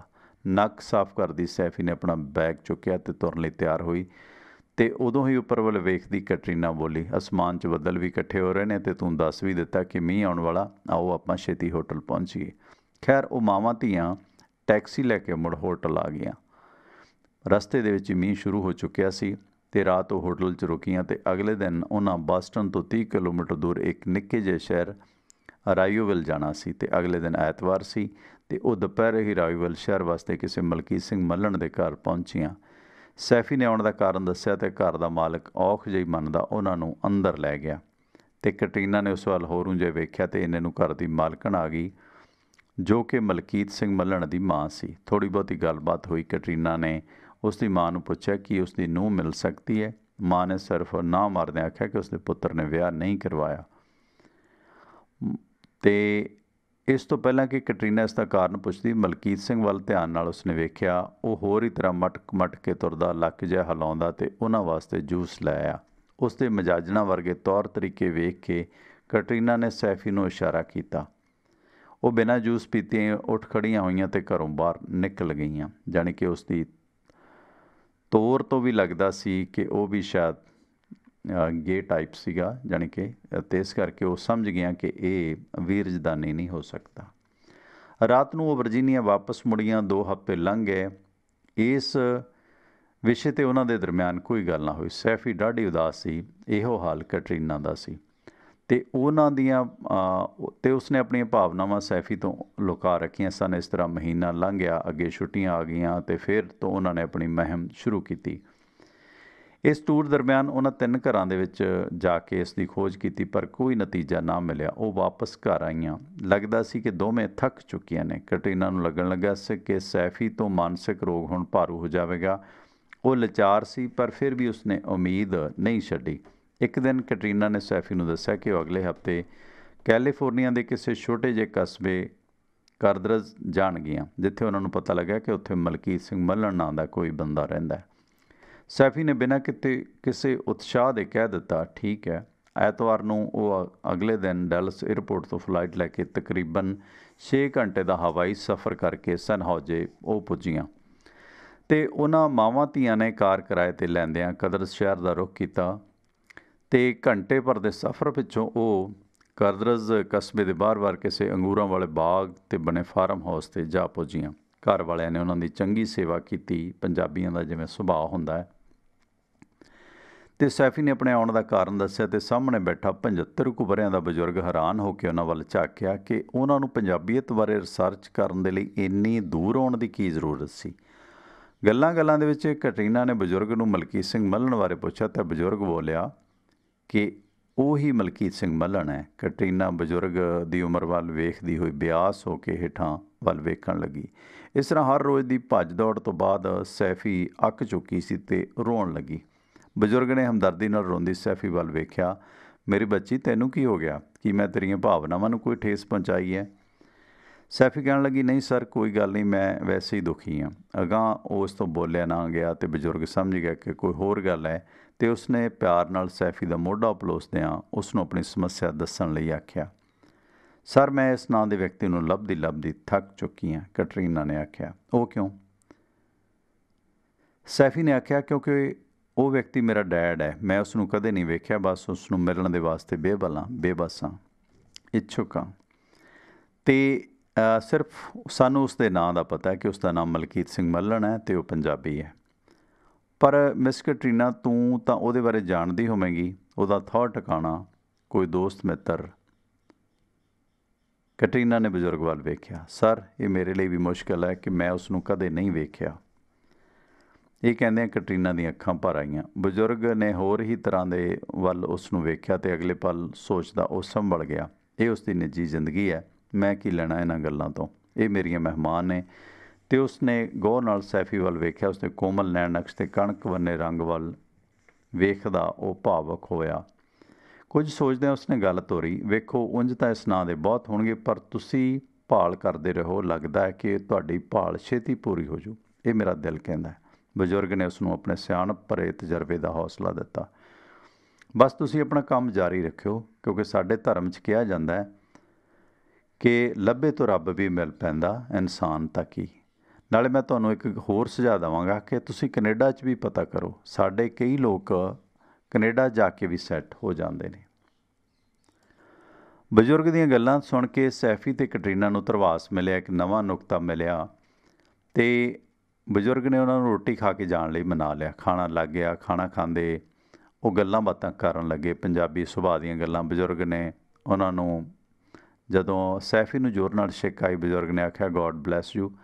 ਸੈਫੀ ਨੇ ਉਹਦੀ ਬਾਂਹ ਫੜ ਕੇ ਉਸ ਨੂੰ ਸਹਾਰਾ ਦਿੰਦਿਆਂ ਤਾਂ ਉਦੋਂ ਨੂੰ ਸੈਫੀ ਨੇ ਛਿੱਕਾਂ ਦੀ ਝੜੀ ਲਾ ਦਿੱਤੀ। 15-16 ਛਿੱਕਾਂ ਉਸਨੇ ਉੱਪਰੋਂ ਥੱਲੇ ਮਾਰੀਆਂ ਅਤੇ ਫਿਰ 10-12 ਛਿੱਕਾਂ ਹੋਰ, ਅਤੇ ਉਦੋਂ ਨੂੰ ਉਸ ਦਾ ਨੱਕ ਵੀ ਵਹਿਣ ਲੱਗਾ। ਸੈਫੀ ਥੋੜ੍ਹੀ ਅਸਹਿਜ ਹੋ ਗਈ ਅਤੇ ਕੈਟਰੀਨਾ ਉਸ ਨੂੰ ਸੰਭਾਲ ਰਹੀ ਸੀ। ਅਤੇ ਇਹ ਹਾਲਾਤ ਵੇਖ ਕੇ ਬਜ਼ੁਰਗ ਨੇ ਉਸ ਨੂੰ ਨੈਪਕਿਨ ਫੜਾਉਂਦਿਆਂ ਪੁੱਛਿਆ, ਬੇਟੀ ਤੂੰ ਬਿਮਾਰ ਹੈ, ਕੋਈ ਖ਼ਾਸ ਪ੍ਰੋਬਲਮ ਹੈ ਤੈਨੂੰ? ਅਤੇ ਉਸ ਦੇ ਜਵਾਬ ਦੇ ਵਿੱਚ ਕੈਟਰੀਨਾ ਨੇ ਸੈਫੀ ਦੀਆਂ ਛਿੱਕਾਂ ਦੀ ਸਾਰੀ ਕਹਾਣੀ ਖੋਲ੍ਹ ਦਿੱਤੀ। ਬਜ਼ੁਰਗ ਹੈਰਾਨ ਹੋ ਕੇ ਸੈਫੀ ਵੱਲ ਵੇਖਦਾ ਰਿਹਾ ਅਤੇ ਉਸ ਦੇ ਸਿਰ 'ਤੇ ਹੱਥ ਫੇਰਦਾ ਬੋਲਿਆ, ਤੂੰ ਤਾਂ ਕੁਦਰਤ ਦੀ ਧੀ ਹੈ, ਤੇਰੀ ਭਾਲ ਕੁਦਰਤ ਜ਼ਰੂਰ ਪੂਰੀ ਕਰੂਗੀ, ਕਿਉਂਕਿ ਸਾਡਾ ਰੱਬ ਕੁਦਰਤ ਵਿੱਚ ਵੱਸਦਾ ਹੈ। ਕਾਦਰ, ਮੇਰੀ ਗੱਲ ਯਾਦ ਰੱਖੀ, ਕੁਦਰਤ ਹੀ ਤੇਰੀ ਮਦਦ ਕਰੂਗੀ, ਬਸ ਹੌਸਲਾ ਨਾ ਹਾਰੀ। ਬਜ਼ੁਰਗ ਨੇ ਉਸ ਨੂੰ ਬੜੀ ਸਟੀਕ ਤਸੱਲੀ ਦਿੱਤੀ।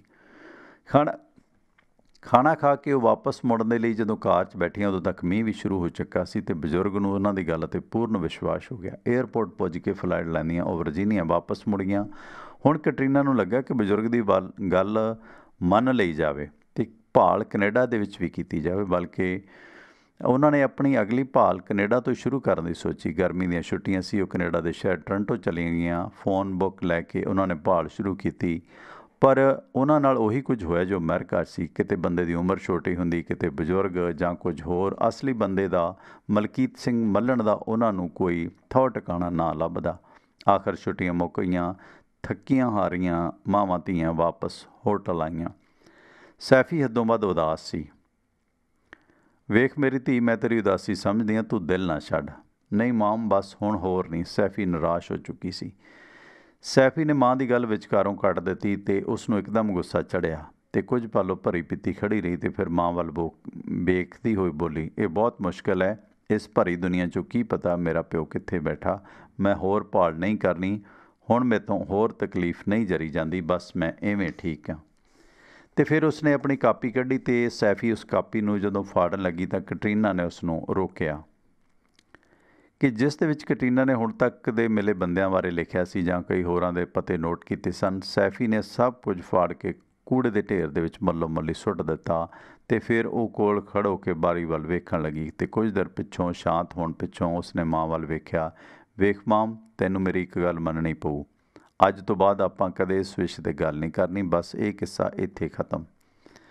ਕੈਟਰੀਨਾ ਸੈਫੀ ਦੀ ਇਸ ਗੱਲ ਬਾਰੇ ਕੁਝ ਨਾ ਬੋਲੀ ਅਤੇ ਉਹ ਵੇਖ ਰਹੀ ਸੀ ਕਿ ਸੈਫੀ ਮੁੜ ਮਾਨਸਿਕ ਬਿਮਾਰੀ ਦਾ ਸ਼ਿਕਾਰ ਹੋਣਾ ਸ਼ੁਰੂ ਹੋ ਗਈ। ਉਸਨੇ ਉਸਦੇ ਮੋਢੇ 'ਤੇ ਹੱਥ ਰੱਖਦਿਆਂ ਉਸ ਨੂੰ ਜਾਣ ਲਈ ਤਿਆਰ ਹੋਣ ਵਾਸਤੇ ਆਖਿਆ ਅਤੇ ਦੁਪਹਿਰ ਟਲੇ ਉਹ ਬੈਗ ਚੁੱਕ ਹੇਠ ਆਈਆਂ ਅਤੇ ਹੋਟਲ ਦੀ ਵੈਨ ਦੇ ਵਿੱਚ ਬਹਿੰਦੀਆਂ ਪੀਅਰਸਨ ਇੰਟਰਨੈਸ਼ਨਲ ਏਅਰਪੋਰਟ ਟੋਰਾਂਟੋ ਨੂੰ ਚੱਲ ਪਈਆਂ। ਵੈਨ ਨੇ ਉਹਨਾਂ ਨੂੰ ਏਅਰਪੋਰਟ 'ਤੇ ਉਤਾਰ ਦਿੱਤਾ ਅਤੇ ਉਹ ਆਪਣਾ ਬੈਗ ਧੋਂਦੀਆਂ ਅੰਦਰ ਨੂੰ ਜਾਣ ਲੱਗੀਆਂ ਅਤੇ ਸਾਹਮਣੇ ਹੀ ਟੈਕਸੀਆਂ ਦੀ ਲਾਈਨ ਲੱਗੀ ਹੋਈ ਸੀ ਜੋ ਆਉਣ ਵਾਲੀਆਂ ਸਵਾਰੀਆਂ ਨੂੰ ਉਡੀਕ ਰਹੇ ਸਨ।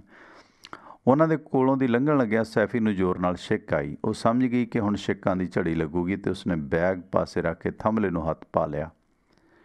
ਹੋਰ ਛਿੱਕਾਂ ਵਾਸਤੇ ਉਹ ਤਿਆਰ ਹੋਣ ਲੱਗੀ ਅਤੇ ਉਸ ਨੂੰ ਲਗਾਤਾਰ 10-12 ਛਿੱਕਾਂ ਆਈਆਂ। ਉਸਨੇ ਜਰਾ ਕੁ ਸੰਭਲਦਿਆਂ ਨੱਕ ਸਾਫ਼ ਕੀਤਾ ਅਤੇ ਫਿਰ ਛਿੱਕਾਂ ਫਿਰ ਸ਼ੁਰੂ ਹੋ ਗਈਆਂ। ਇਸ ਵਾਰ ਉਸ ਨੂੰ 18-20 ਛਿੱਕਾਂ ਆਈਆਂ ਅਤੇ ਉਸ ਦਾ ਸਿਰ ਚਕਰਾ ਗਿਆ ਅਤੇ ਇੱਧਰ ਉੱਧਰ ਖੜ੍ਹੇ ਲੋਕ ਵੀ ਉਸ ਵੱਲ ਵੇਖਣ ਲੱਗੇ।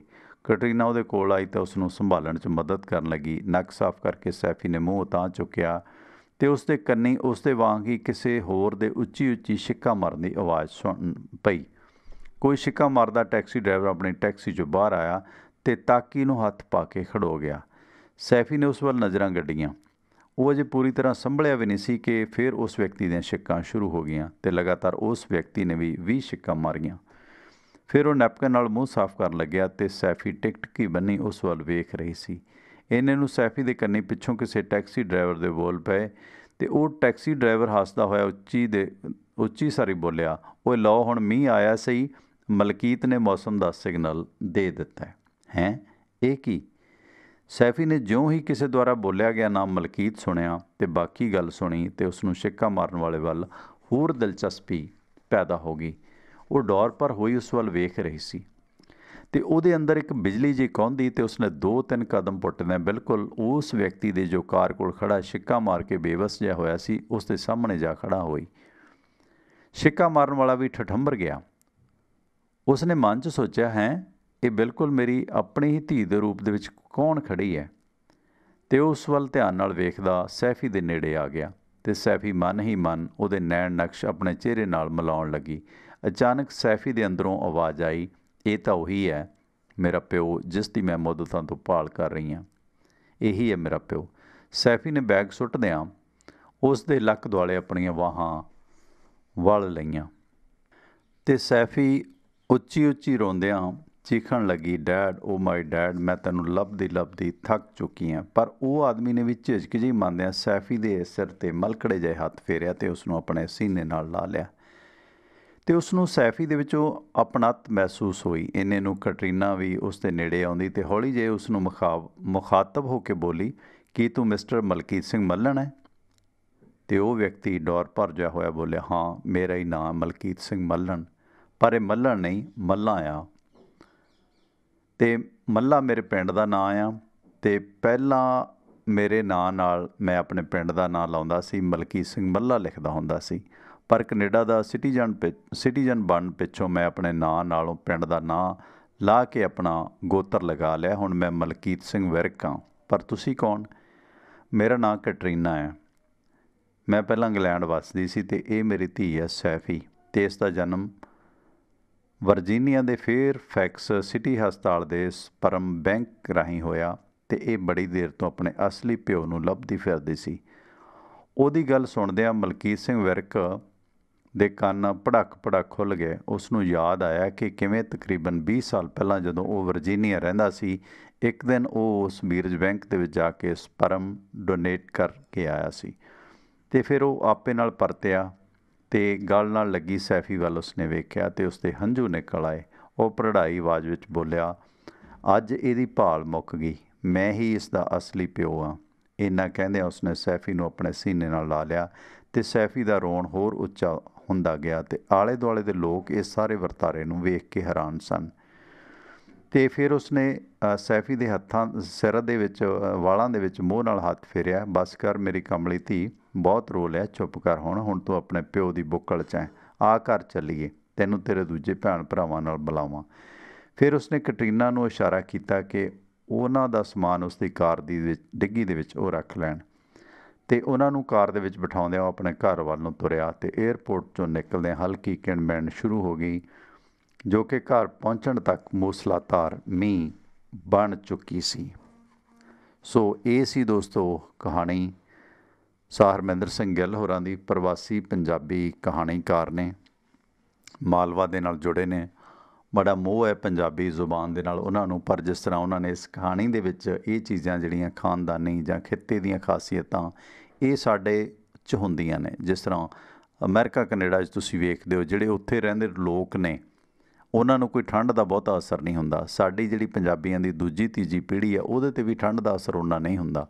ਸੋ ਇਹ ਚੀਜ਼ਾਂ ਸਾਡੇ ਸੁਭਾਅ ਸਾਡੇ ਸਰੀਰਾਂ ਮੁਤਾਬਕ ਮਿਲਾਨ ਖਾਂਦੀਆਂ ਨੇ ਤੇ ਆਧੁਨਿਕ ਸਾਇੰਸ ਵੀ ਵਿਗਿਆਨ ਵੀ ਇਸ ਗੱਲ ਦੀ ਸ਼ਾਦੀ ਭਰਦਾ। ਇਹ ਖੋਜ ਕਹਾਣੀ ਵੀ ਉਸੇ ਵਰਤਾਰੇ ਦੀ ਗੱਲ ਆਖਦੀ ਹੈ। ਤੁਸੀਂ ਇਸ ਵਕਤ ਸੁਣ ਰਹੇ ਸੀ ਕਹਾਣੀ ਖੋਜ, ਜਿਸ ਦੇ ਰਚੇਤਾ ਨੇ ਉੱਘੇ ਕਹਾਣੀਕਾਰ शाह हरमिंदर सिंह गिल। ये कहानी तुहानूं किदां लगी, जरूर ये बारे अपने विचार कमेंट दिओ ते अगे भी दोस्तां मित्रां तक जरूर शेयर करो। सुणदे रहो टिवाणा रेडियो, बागां ते रागां दे शहर पटियाला तो मैं परमिंदर सिंह टिवाणा। www.tiwanaradio.com ते जाके तुसी साडे इन्हां प्रोग्रामां नूं सुण सकदे हो। आईफोन ते एंड्राइड ऐप्स उत्थों डाउनलोड कर सकते हो। टिवाणा रेडियो का यूट्यूब पेज भी तुहानूं उत्थे मिलेगा। मेरे परमिंदर टिवाणा के फेसबुक पेज पर भी प्रोग्राम लाइव किया जाता तो टिवाणा रेडियो पर भी ये प्रोग्राम लाइव किया जाता है। तुसी अमेरिका दे विच इन्हां प्रोग्रामां नूं सुणन वास्ते कॉल टू लिसन नंबर 667 930 9260 ते संपर्क कर सकते हो। मेरे नाल कदे कोई गल करनी होवे तां इंडिया स्टूडियो का नंबर 98 763 09655 ते सांझ बनाई जा सकती है।